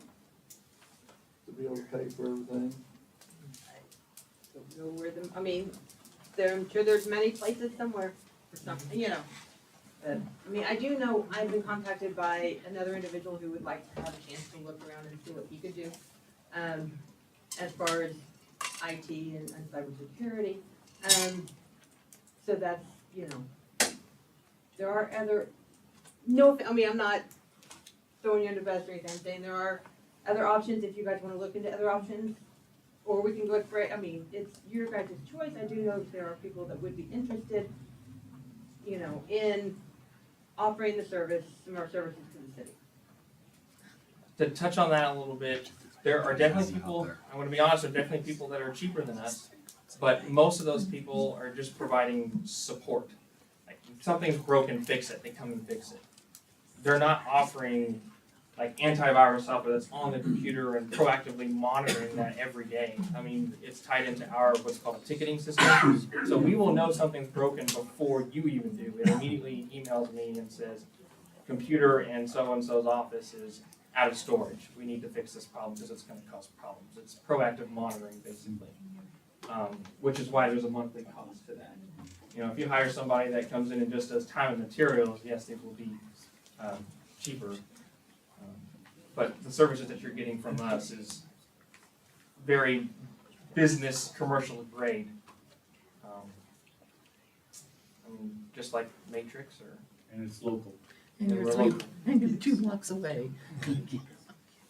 I work at Grady's at the school, and a lot of times we call Grady instead of tech guys. He got no offense because he was available, and I think his reputation back on. I think he'd do a great job. You know, you guys want to look elsewhere, but I think he's worth it. He'll do what he says he'll do. Appreciate that. And he lives 3 blocks away. He doesn't go to you guys. How old are these computers in this building? These? It varies on office. I noticed that some of them were, 4 to 5 years old, some of them were 7. The question is, how long are they gonna be able to support firmware and software updates? Well, I think mine's about shot. I don't want to throw anyone under the bus, but during my audit, I was told that some people got new computers because they were donated by the previous provider. However, after inspection, these were used computers, like from a Best Buy, and they have what are called Windows 11 Home Edition. Like, you go to Walmart and you go and buy it, it comes with, it can only work if you're at home. So if they found out we were using it, we could have some potential problems. Yeah. The computers that we sell and stuff are commercial grade computers. They come with the Pro version that are It's like if you go to Walmart and buy an Apple product, chances of you getting a true Apple product are slim to none. Yeah, these definitely are, some of them are Walmart computers. So, Coach, what do you want to do?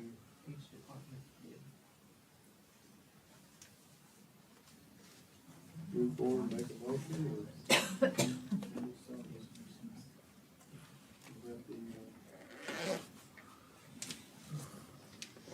Gmail part that you're looking at now? if we need to retally the emails, I'd be more than happy to sit with Amber and calculate, everybody again. I wasn't aware of the fire or anything, but I'd be more than happy to recalculate that. Well, I think the fire chief needs to be on there. The assistant fire chief. I think I calculated 22 total, but I quoted 25 for room. That, just in case if you, during the summer, you need to hire 2 people, you have that. The cool thing is too, is if you forget your password, you call me and I can go in and change it. I don't know if you guys have ever been in that process where you forget your password and you basically talk to a robot for 4 hours. You call and I'm just right there, I can change it. Control, delete doesn't work. Used to. Yeah, 3 blocks. You have one on an Apple. I'm sorry. So you ought to forget one on an Apple. It's tough. I mean, you have to provide your driver's license and proof that you live here, and if you ever forget your Facebook password, forget it.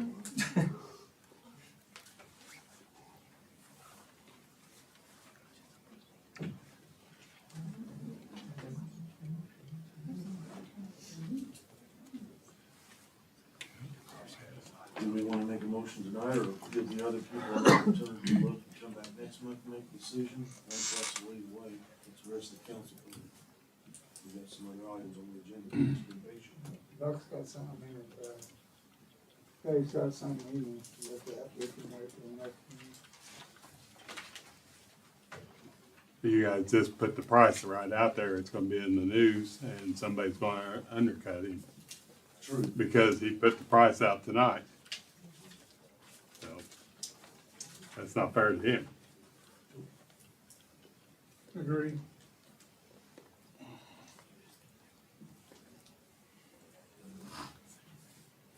And you guys just got that motion.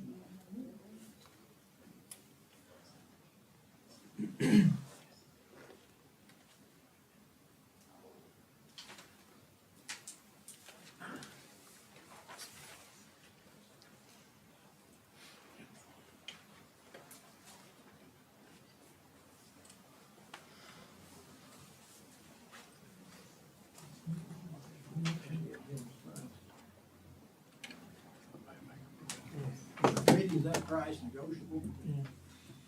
The reason I ask is, we have another local person here that's presented a plan. When you put your price out there, I would be willing to work with you. I would have to really sit down and crunch the numbers. But we employ about 2 people right now, and so I gotta pay my guys. sure. Is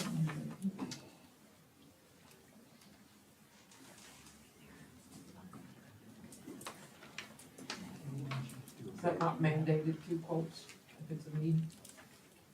If it's under X amount of dollars, you don't have to. You don't even have to get a quote. I thought it was a bids if it was so much and then quotes for lesser amounts of money. It's under a certain amount. So There is a quote attached. If that's what you. Yeah, I know.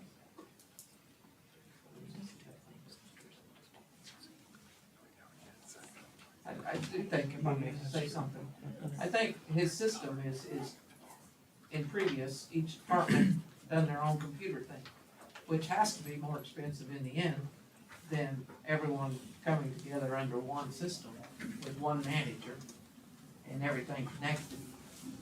And I worked here for 10 years and 9 months, and I can tell you, I would love to have had an IT guy. We had nobody that knew enough about IT that we could ever get it together, so it'd be nice to have somebody that, I mean, to me, there seems to be a need for it. Well, the need is there because of all Public the, records, number one. exactly, plus with all the hacking and everything, I mean, it's, Cybersecurity, yeah, and it's a big cities and thing. towns are, you know, Big and deal. it's like with our videos and stuff, you know, you gotta be compliant, and we gotta get everything else in compliant and secure it, so. The other thing too is that you're looking at a 1-year contract, correct? It is just 1 year. So when next year comes up, I'm sure whoever's interested will be at your doorstep with another bid, and you've had an opportunity to see how this one works. By that time, I hope you're happy. Right. They will. I will say we're up to 25 managed clients in Loogootee alone that have yet to receive a complaint. Did you happen to go to the water treatment plant? Yes, or not this water treatment plant, but we do. Scenic Hill. I'm sorry, Well, that's why I'm asking if you went to Loogotee's water treatment plant. that was not on me and Amber's to-do list. We can adjust that if needed. I didn't even know you guys had offices over there. Well, we've got a water treatment plant and we are hooked up to the internet. We do have a SCADA system. So does, Donnie, is he not taking care of any of that for the SCADA? Yes. Okay. But we're looking at one umbrella. I mean, it's a very secure system and there's not anything anybody really get in there and do. Yeah, we do Davis County Rural Water and East Fork Water, and both And backing up. Donnie does Both Donnie does their SCADA system. the SCADA, but I take care of the cybersecurity and the backup of the SCADA. Just in case the computer was to ever die, I could just plop in a new computer and restore SCADA and boom, you're back and Where running. were you 6 months ago? Well, this is something we have to do, and I'll just make the motion, we accept Ray's proposal, we go for a year, and then we look at it, and others have the opportunity to bid on it at that time if they want to. Sure, I'll make somebody mad, but I agree with Dave, since it's already let the price out. Well, if I can, I think that Mr. Taylor needs to go to the water treatment plant and have it added to the system. Yes. Because cybersecurity is very critical on the drinking water side of things. You can do that. And I can make an amendment. I mean, I've signed off on being the cybersecurity contact, but I'm no IT person. I'm Control Alt Delete. Okay. Thank you. So they passed that, so, we can sign everything and get it effective August first. Sounds great. Question will start tomorrow. I'd be more than happy to. I think sooner the better. I'd have to check my calendar, but. That's fine, just give us a call. Sure. All right, thank you. Vacated alley update on Oak Street. Is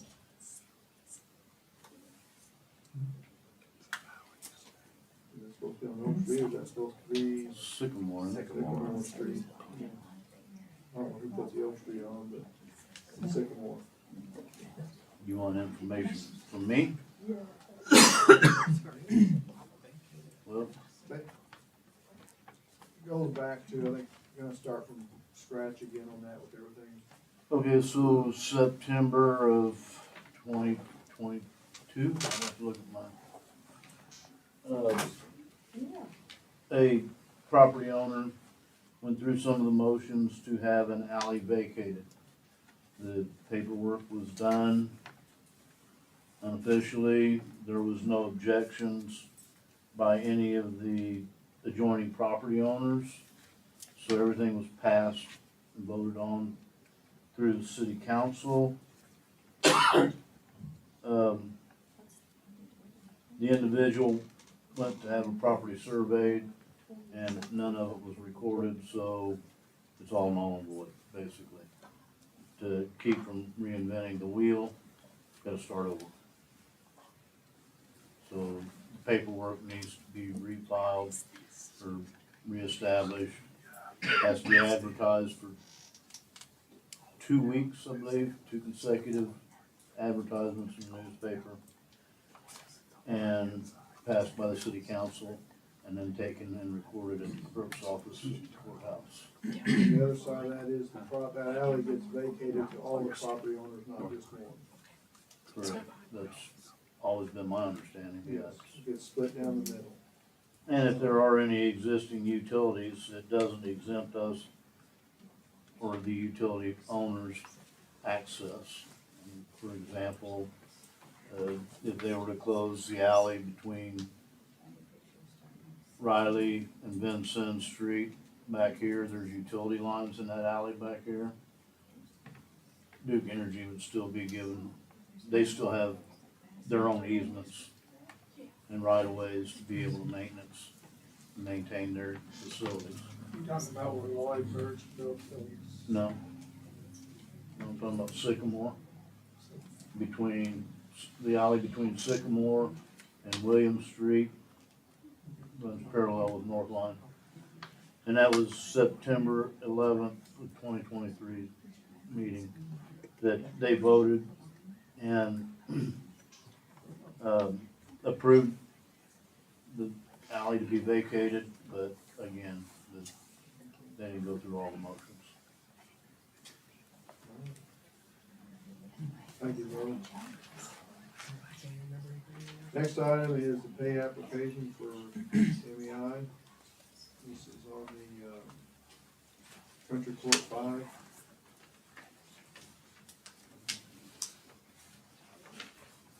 Subdivision.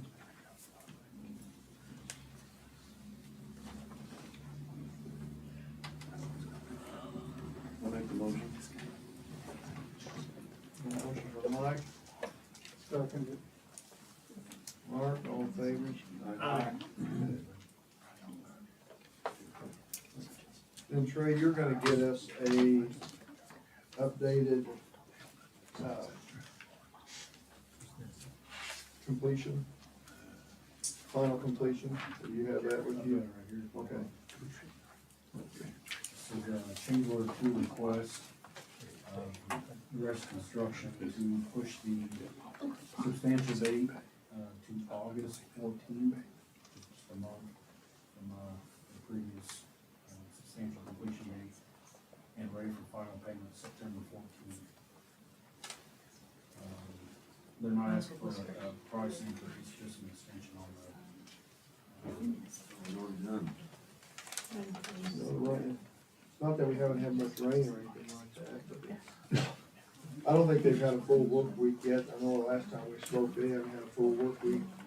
No, I mean, they've got, construction wise, I mean, it's 70%, I mean, a lot of it's just the roadway. Yeah, they're gonna do the starting tomorrow, they're gonna test the water system. The sewer's already been taken care of. Yeah, so, we start that tomorrow, then also there's a couple of things, you say with Verizon, or we're gonna do a few things, but it's with all the rain and everything, they've asked for an extension, I said, we can't fall because of rain, so.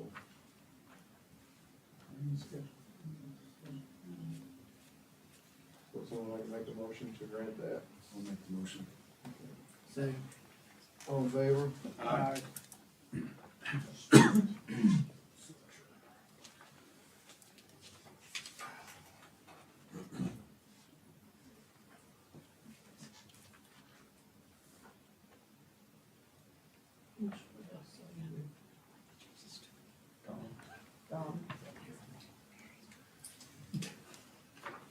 Okay, public comment request, Linda Birch. Ordinance. Linda here. Okay. Public comment with Ralph, Trula, and Charity Trula. Yeah, I think it will. You don't look like. I think it was Justin told me that if Linda was here, I wouldn't have to say anything. So you're gonna have to hang with me, I'm gonna have to read some of my notes. Alright, Council, Mayor, thank you very much for the opportunity to speak with you this evening. So as you said, my name's Ralph Truelove. This is Charity Truelove Cars. We represent Sunset Trailer Court. And we're here regarding the recent city ordinance 2025-5 that targets landlords and therefore internal communities within Loogootee that's linked with establishing the property's ownership liability for water utilities. So I know I don't have all night, but I'll try to keep it within 10 minutes. And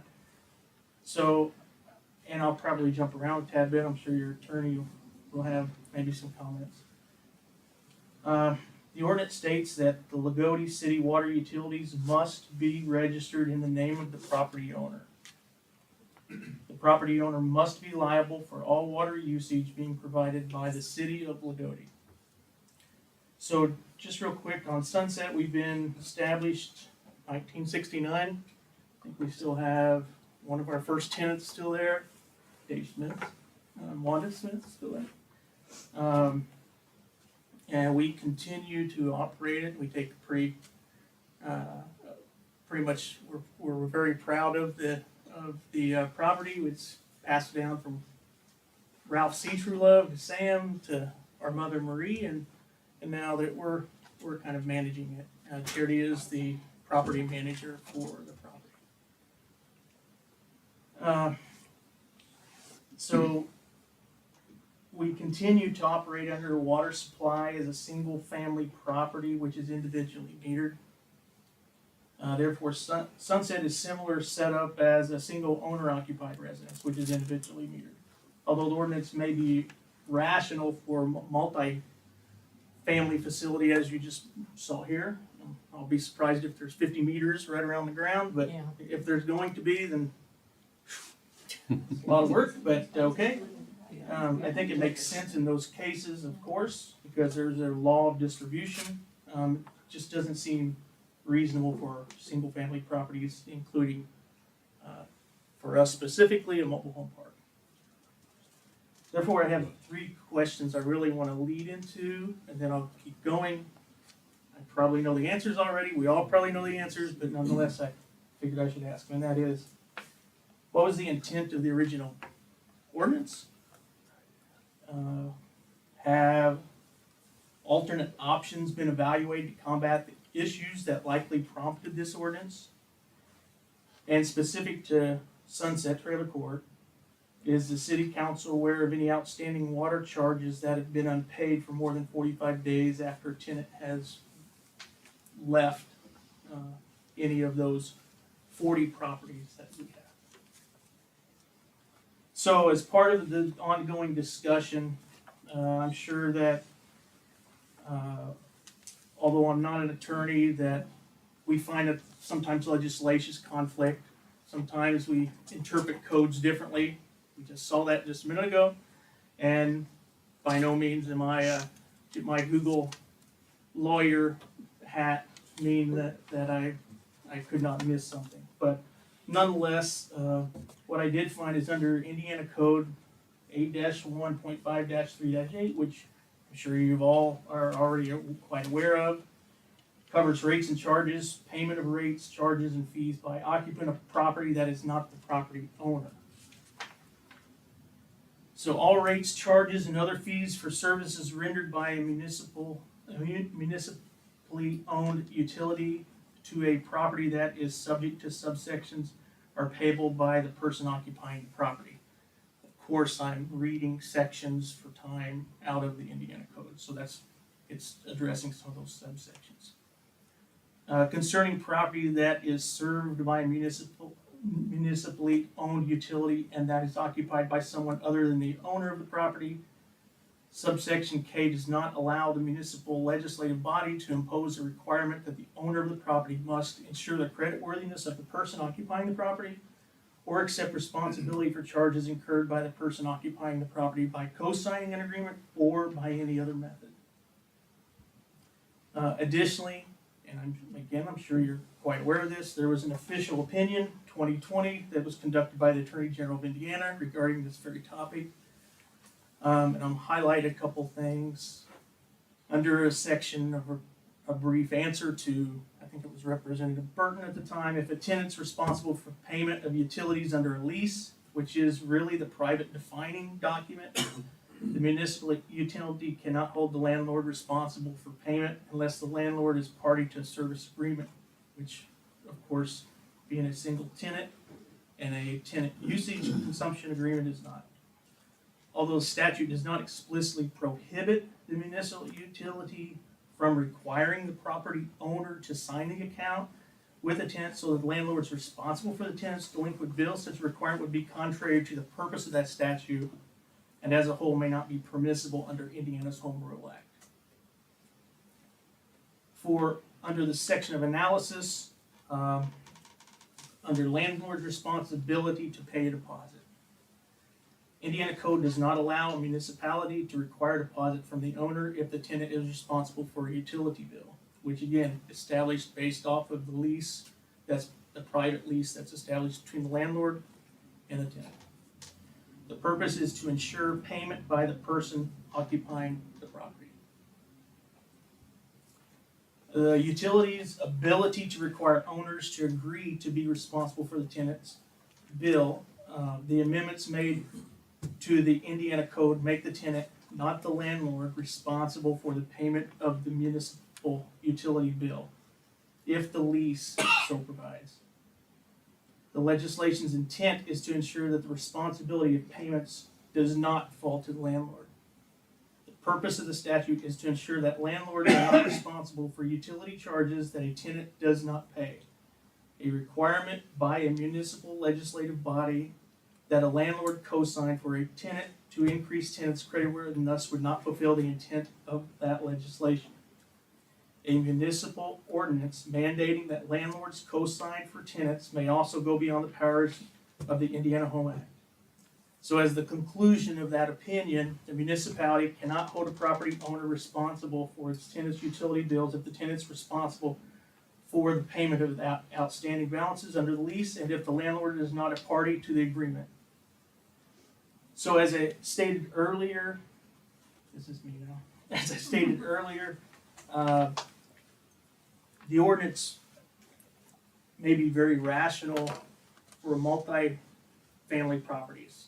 So as we saw here, you might see also in with different places where, where you got 4, 6, 8 properties in one building, one master meter going in. Obviously, it's gotta be distributed properly within the rules of the code. But when the meters are set up as a single property meter, such as Sunset, I'm not speaking for anyone else that might be a landlord here, it just doesn't seem rational. Ralph, what are you exactly wanting to see happen? So, based off what I understand, again, is that obviously there's a dilemma, right? The city probably, this is me answering one of the questions, the purpose of the intent is probably people aren't paying their water bills. And therefore, it's, the city is losing money because of that. That'd be my kind of lowdown on it. For me, How and do for you feel Sunset, you're being held responsible for a tenant's water bill? They refuse to pay it. well, It gets a little more complex. I read the ordinance again. Loogootee City water utilities must be registered in the name of the property owner. The property owner must be liable for all water usage being provided. So, what's our responsibility? I gotta pay a deposit and I'm responsible if that tenant takes off. But I'm not a water company. I'm a tenant. I bring 40 people, hopefully paying people, to the city of Loogootee, and we have done that for, I'm 56 years.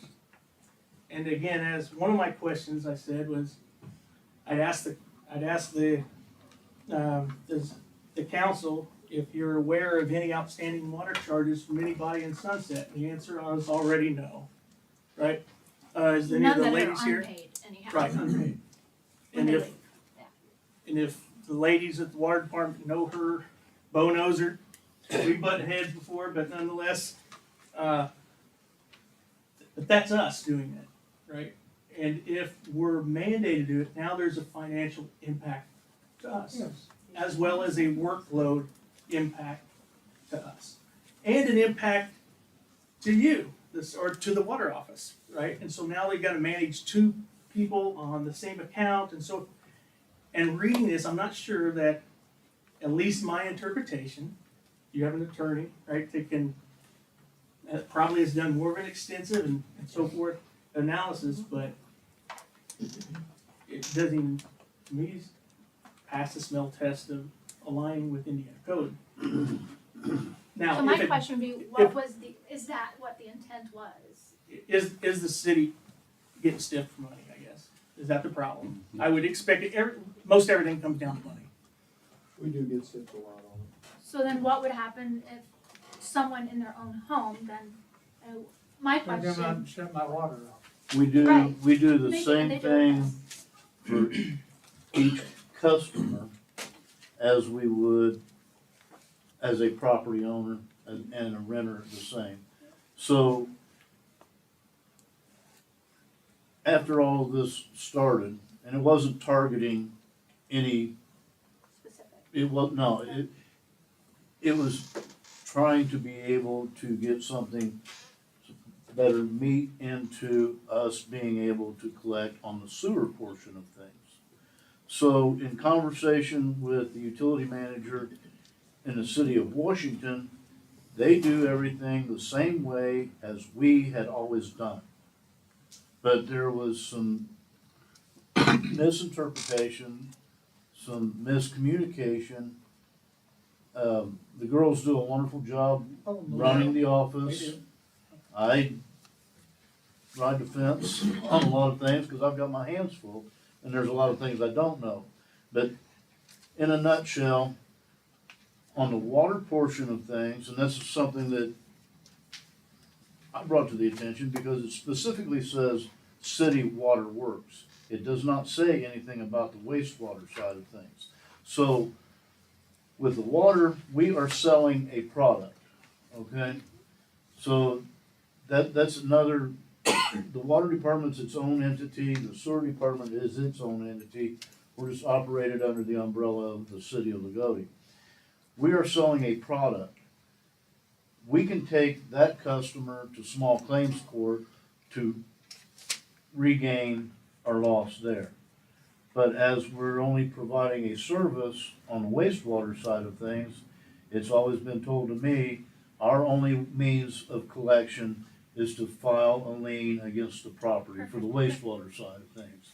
Now, if Bo Wilson skips out owing $100 on the wastewater side of things, and Sunset Trailer Park pays that lien or pays that bill, Bo Wilson comes back to town, I want water, oh, you've got an outstanding bill here, I pay the $100, you are reimbursed.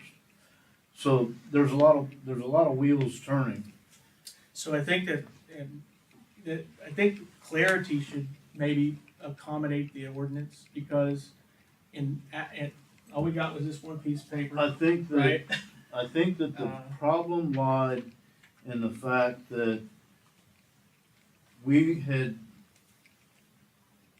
filed a lien beyond the time limit, and that upset a property owner. I will admit, you know, we get those every so often, but not anymore, because, you know, we have a security deposit for a reason, right? And I keep my security deposit, and if someone leaves owing a bill, I come up, talk to the wonderful ladies, they tell me this is what it is, I take care of that. I understand we're responsible for the sewage because we own the sewer line. We had nothing to do with the water, and that's where our disconnect comes. The And the water is ordinance- not ours. So the if we ordinance have clearly to, says Loogootee City Water Utilities. if we have to raise the meter deposit to be able to balance and find a happy medium, but that's gonna go across the board for everybody. Me as a homeowner, you as a property owner renting those properties.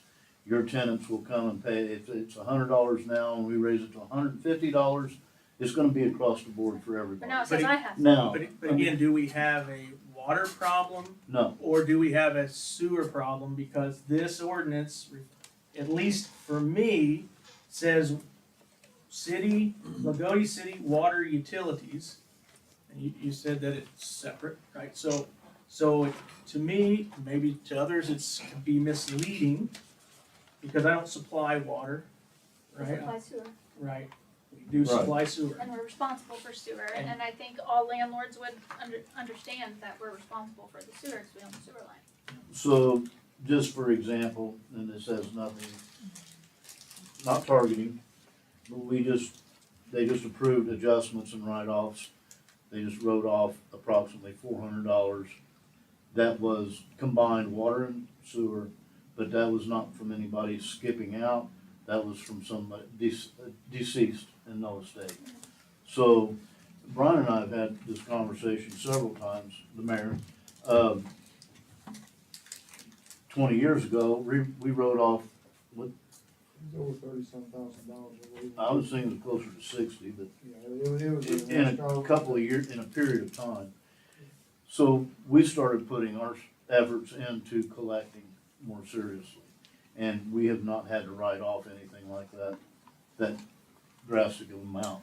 I mean, if it comes to a point, I had a couple recommendations, of course, and clarity is just a main one, and maybe that just needs to be it a little bit, so that everybody understands what the actual topic is. So what I'm getting from Bo is that this only involves the sewage. It should not the only water. involve the sewer. Well, I understand, and right now, we're responsible for it now, so that would be no change for us. But how it's worded, how to, you know, just, it says water, and that we'd have to come put the deposit, and those are two very different things. That's more of an attorney question, there's Yeah. a trailer park.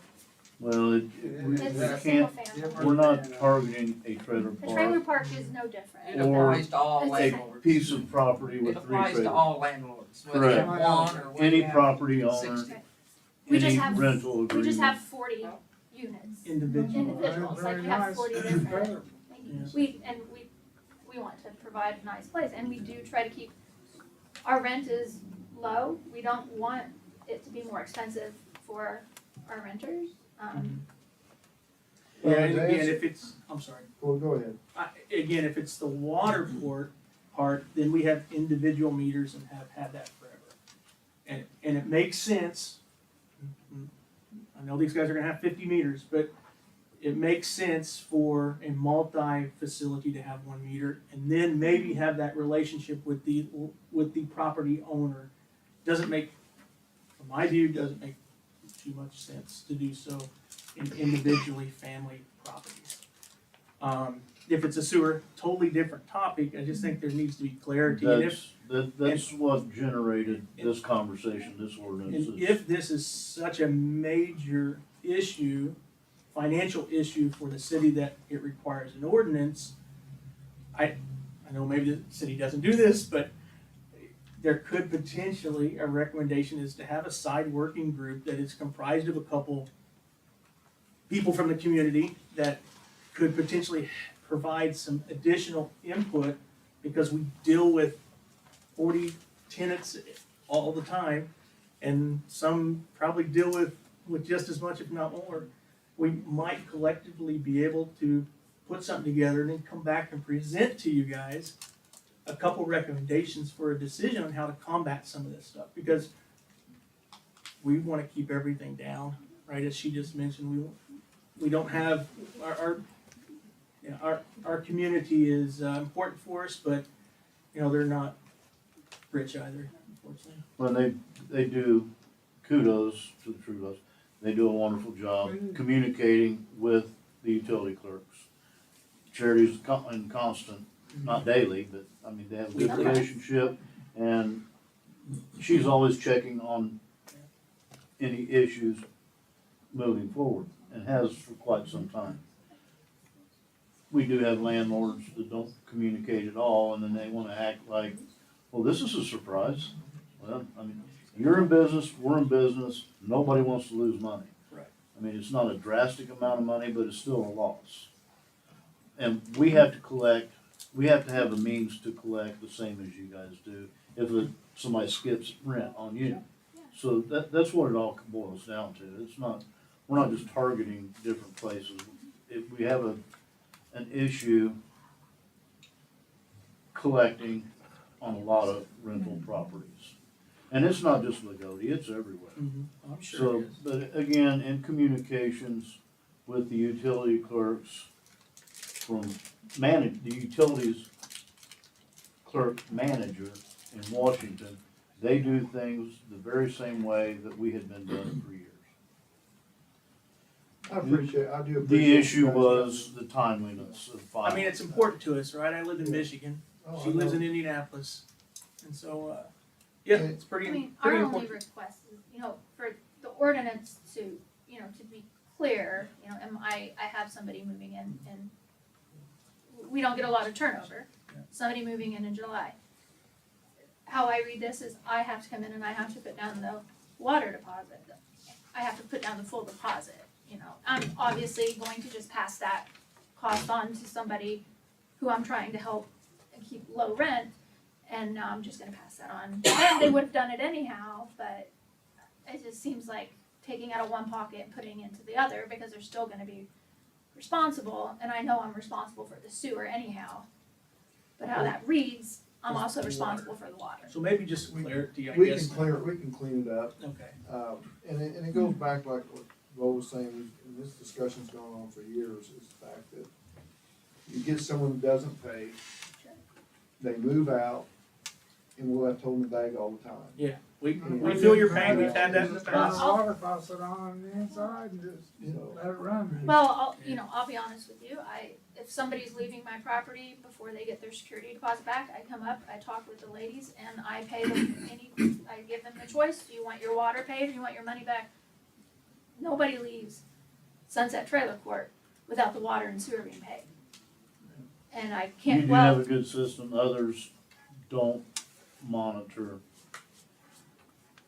their property as closely. Teresa, do you have something?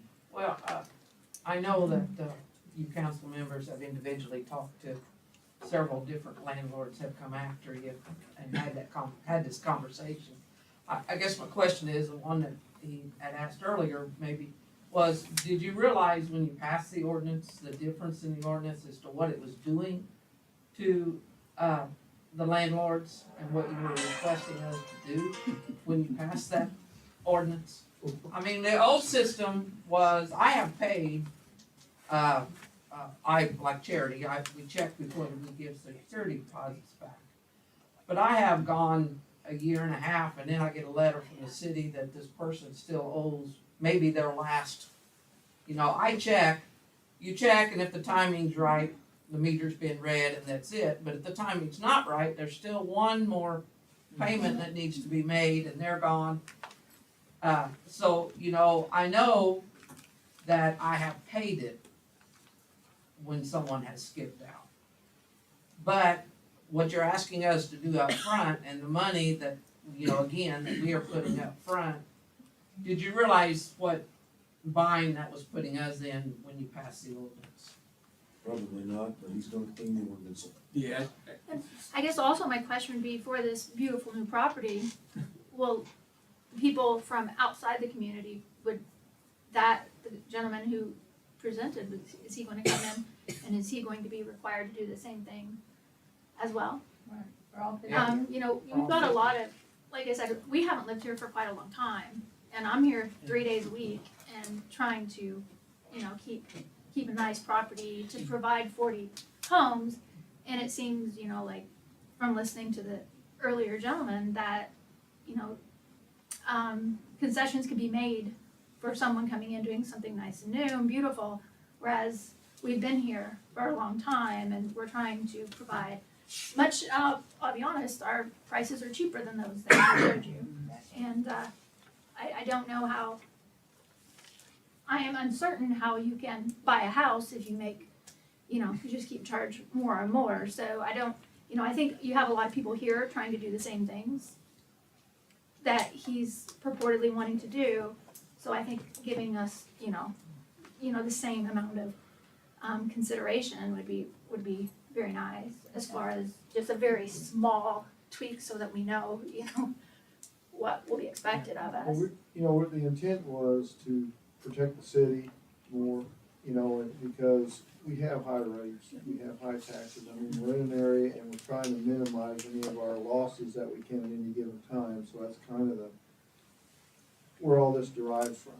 I mean, I'm sure you have a lot, that you just don't have the water bill to deal with, right? You have a lot of other things that you're trying, we appreciate that, and if we can be part of a solution that helps the community, because if it's disadvantage to the city, it becomes a disadvantage to us, and we don't want that either, right? So, yeah, if we can provide a lending hand, we're open to that as well. I think clarity within the ordinance, and also consideration of that deposit still saying with the tenant who's the one. Yeah, consuming. See, we can only ask for a certain amount of deposit. I guess that's what the average is, so that really hurts us a lot too, because someone can have a really, really high water bill or sewer bill, and the deposit itself isn't even enough to cover what they may have. Well, I think in reading, you can come. He's gonna probably know this better, but it seems like I didn't see, and maybe it's a different section, that there wasn't a specific deposit value or threshold that the city or municipality could not exceed. I'm sure there's something, but I didn't read it in there, and I wasn't specifically looking for that, but I didn't see it. And so the other part is, can people even afford it? Well, Right? and that's just it too, because we have to keep that deposit affordable for Yeah. everyone. We can't just say, well, this is a Pick and rental choose. property, so you're $200. Yeah, no, I agree. You're a homeowner, you're Agreed. $100. Absolutely. So, okay, very good. Thank you. Thank you very much. Vanessa, we waited a long time. I guess I have. I didn't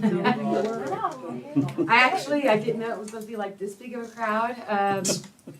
At the end of my road, Country Court is being this new development and everything. Just last week, starting Wednesday, the road is breaking apart, like right in front of my yard. I can literally pick up pieces of asphalt. Is that gonna be fixed anytime? Does the city know that it's breaking apart? Yes. Okay. We actually had a teams meeting tonight, and that's one thing that I brought up with him, that we need to reevaluate the roads up there. We checked on it Cause I know a lot more semi trucks are gonna be going up there with a whole bunch of loads. And it's not gonna make it a lot easier. Trey, about a month ago, we were up there looking at the roads and everything, so, and they've actually taken video of the roads up there prior to any construction being, done. I've seen your pictures. This was Wednesday. Yeah, I know, so, This is Friday. Yep. I'm literally holding a piece I've of got them on my concrete phone laying. too. So we did talk to them, and it's like the one street over, when they put in the sewer line, that whole street just completely caved. Okay, well, I So, mean, that's fine. I just know it's gonna get worse. You got it coming around the No, corner that's- and everything. Yep, they'll be taken care You of. need to mark it and make sure it doesn't get worse. That's all I want to We- say. We've gotta look at the video and see what damage is there, maybe a cost share on it or something like that, but, we're gonna make sure the roads are taken care of. Okay. Just wanted to make sure the city We knew just that wanna was get all the happening. I didn't know all the if they were construction driving out up of the that. way and everything, so. It's gonna happen on Blue. That's all right. I've got an SUV. If my mom's car is gonna disappear, I will find where they're at. West side of the highway.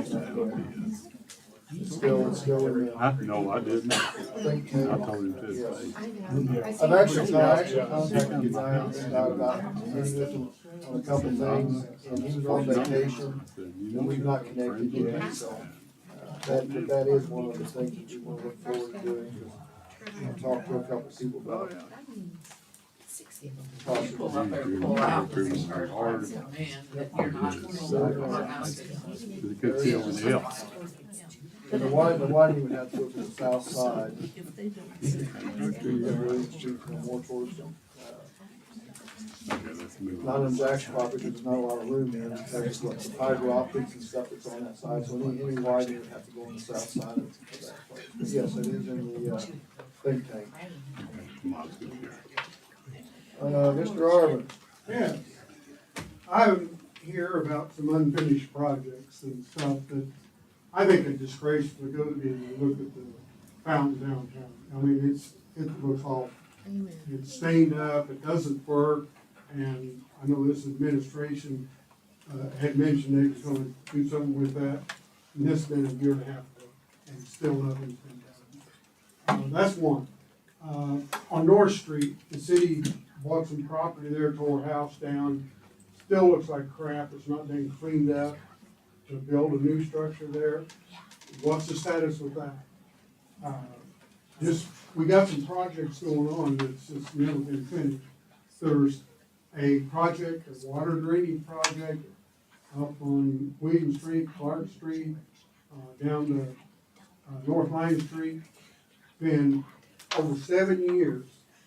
7 years, and, cause somebody broke the law, and the city condones that, cause they didn't push the issue and get it stopped. But anyway, besides that, that's still a mound of dirt up there, the water doesn't drain down the way it's supposed to.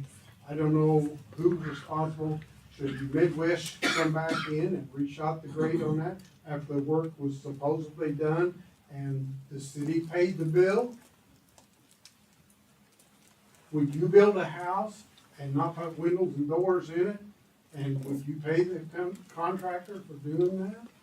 I don't think so. I mean, these are some concerns that needs to be addressed. And then to top it off, there was a guy that raised the cover off an easement, so trash could wash down in it, that you said was gonna be taken care of, and you's the one that approved it, was gonna take care of it and gonna put a new top on there, and that hasn't been done.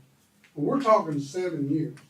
I moved into that property 53 years ago with my family in this wonderful town, wonderful school up here, and then we have to deal with stuff like this. You know, we need some answers to some projects to get done that needs to be done, that's been going on and on and on.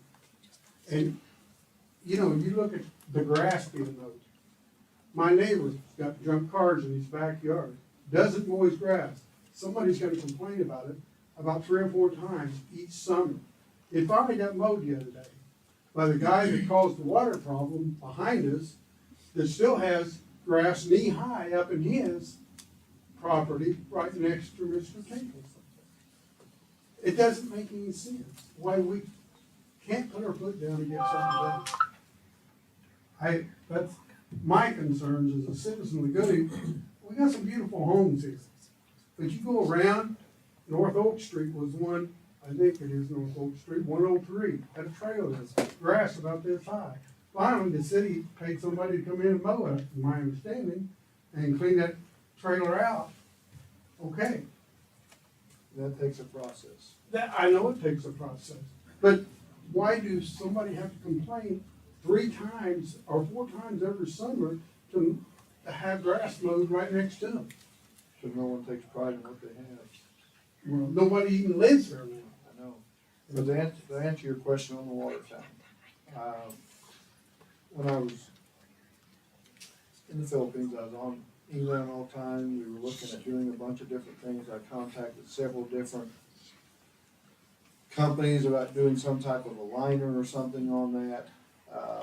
We actually ended up we've got a test kit to put it in, to try to get it all sealed up. And yes, it does look hideous. And I think the reason why, and I'm assuming this, okay, because I don't really know, but we power wash just the outside. The question is, are we doing inside the bowl and really getting it clean? Okay? So that is in the process as far as getting this material. It's a 2-part epoxy. And it's gotta be done a certain way. You gotta have the right temperatures and stuff. So that is where we're at right now. I've got the kit. And if it works out, we're gonna buy the whole thing and do the whole inside. The problem is with it being marble, is finding a material that will stick. We don't know if it's gonna work. I mean, I'm not sure what's gonna cost us, but it's not gonna be expensive, but it's not gonna be cheap either. So that's where we're at on the fountain. We gotta get it completely cleaned, and after we get it going, then we've gotta keep some type of, I don't wanna say chemical, but something in there to keep the water clear and everything like that. Hopefully we do it. If nothing else, we just shut the thing off, put flowers in it. I don't know. It'd be an awful expensive flower pot, okay? It's a disgrace. It is. To come in and go and see that. It is, and that's something that we're cleaning up for the prior administration. Same thing with the 7-year project, okay? And as far as North Street Garage, to be honest with you, how many times have I said something about this, Bo? Nobody has any idea how many times we have to go out for a water leak, sewer tap, water tap. Gary, you know how that happened. I mean, it happens just like that. And that is one of our biggest things, is getting that cleaned up. It's like with East Washington over there. That sat there for how many years? You know, prior to us coming in, you know, and then all the other places we have collapsing. I mean, back behind Larkin Brothers right now, where the wrought iron fence is in that corner. What is it, 10, 12 feet long, it's already collapsing, new from what we had. We've got places like that all over the city, and to be honest, we don't have the manpower to get everything done in a timely manner. Well, like the water system up there, it's just disappointing because I don't know any of the schools. The board had walked up that ditch after it was supposed to be done and looked at it. There's roots going across there that's damming the water up so it can't drain out. So if somebody would come back in and reach out that grade when the job was supposed to have been done, they could have solved that. And so that water would drain out. Now the water that was up behind Tinkle's is behind my house. And I got mosquitoes out there. And this has been going on and on and on. And, you know, there's a tree, right? It's supposed to have a 4-foot bottom in it. On the print, this is the original print. It's got a tree circle that's still in the middle of that 4-inch thing. And it come down, it went around.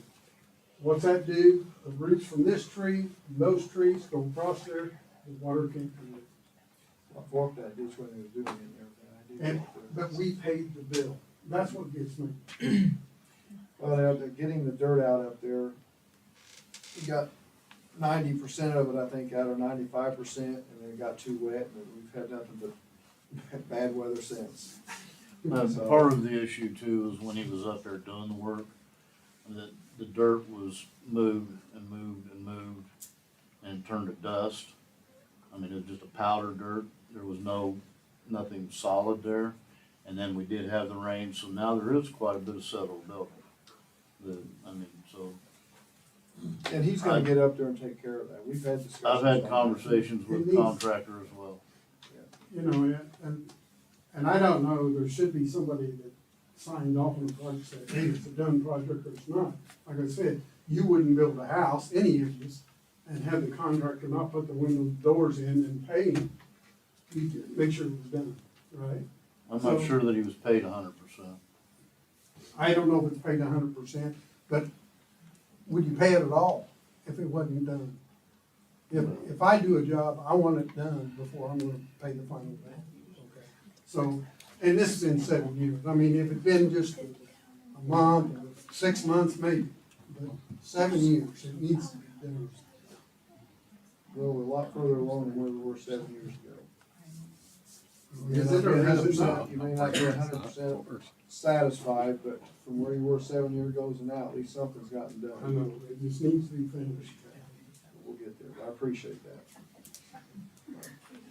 And no amount of sealant's gonna take care of that fountain until you clean out those bowls from the winter dirt that's collected in those bowls and the birds that have nested in there. You've got to clean the dirt out of those bowls before you ever turn that water on. Well, I think I And you just- can seal I think them all I you just want to. mentioned that it Okay, probably- I know plenty of people who have power washers if the city folks can't do it. It looked really good for Summerfest and 4th of July, I'm just gonna tell you. You should be proud. Anything else? Can I get clarification on the pay for the 2 employees? Does that start at the beginning of the next pay period? I don't see why it can, council. That's tonight, so we can start. Am I on the agenda? No? Essential business. You don't remember getting this letter from me? Wondering where it went to. I left it in your office. I left it in your office with your secretary. Well, I've not seen it at this point, honestly. Okay, well, let me just, read it to you. Go ahead. I wish to file a formal complaint regarding temporary Chief Wagner for harassment on 6/19/25. If your office can find a form, let me know, and also put me on the agenda for the next city council meeting. Well, I did see that at one point. Yeah, you yes. did see that one, I didn't know which letter it was, okay? yeah. I didn't give you any other letter. But, I just want to say that I would like a formal written apology from, Mr. Wagner in regard to harassment. I didn't realize that the city harassed senior citizens, but, that's not beyond their means of doing things like that. Well, And the next thing that I would like to bring to the city's attention is, and this is in regard to the Summerfest, I want you to be able to show me a law that says that you are allowed to limit access to my buildings and my tenants and my apartments there in Loogootee for Summerfest for 3 days out of the year. I pay my taxes and I want some kind of adequate compensation if that's what you're going to do and continue to do it. You've done it for years and I want something a monetary compensation for that. If other people want the Summerfest so badly, why don't you put this stuff in their front yard and limit their access to their property? Instead of picking on me all the time and having it there.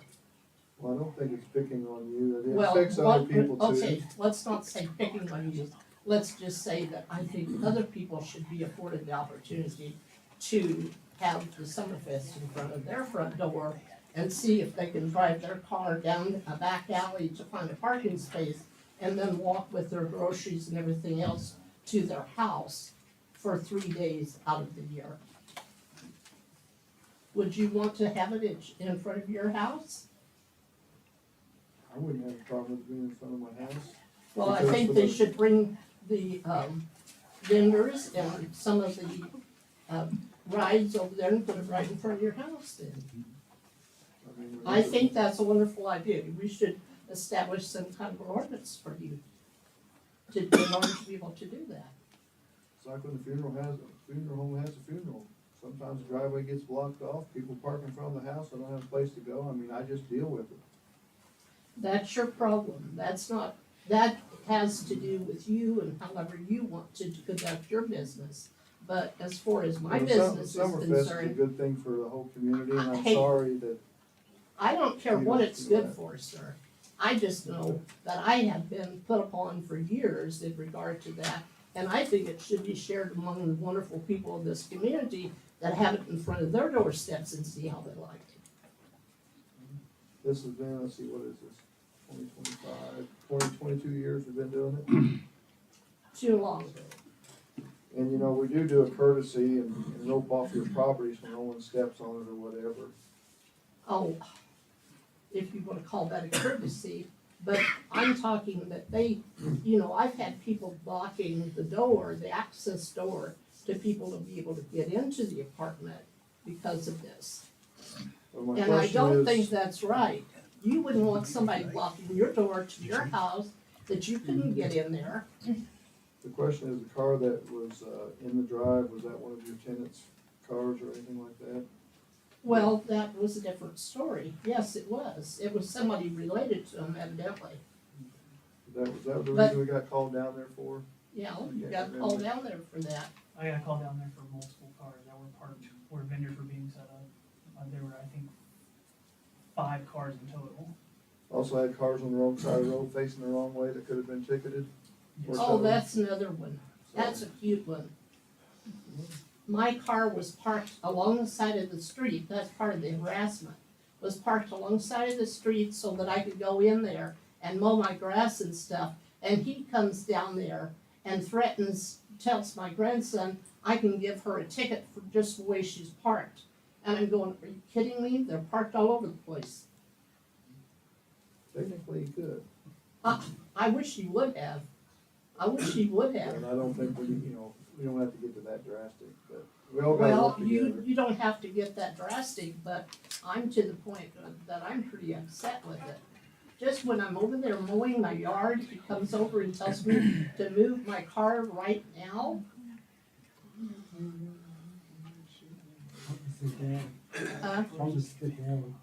That was the first day of Summerfest, on the 19th. We wanna make a motion to adjourn? I second. All in favor?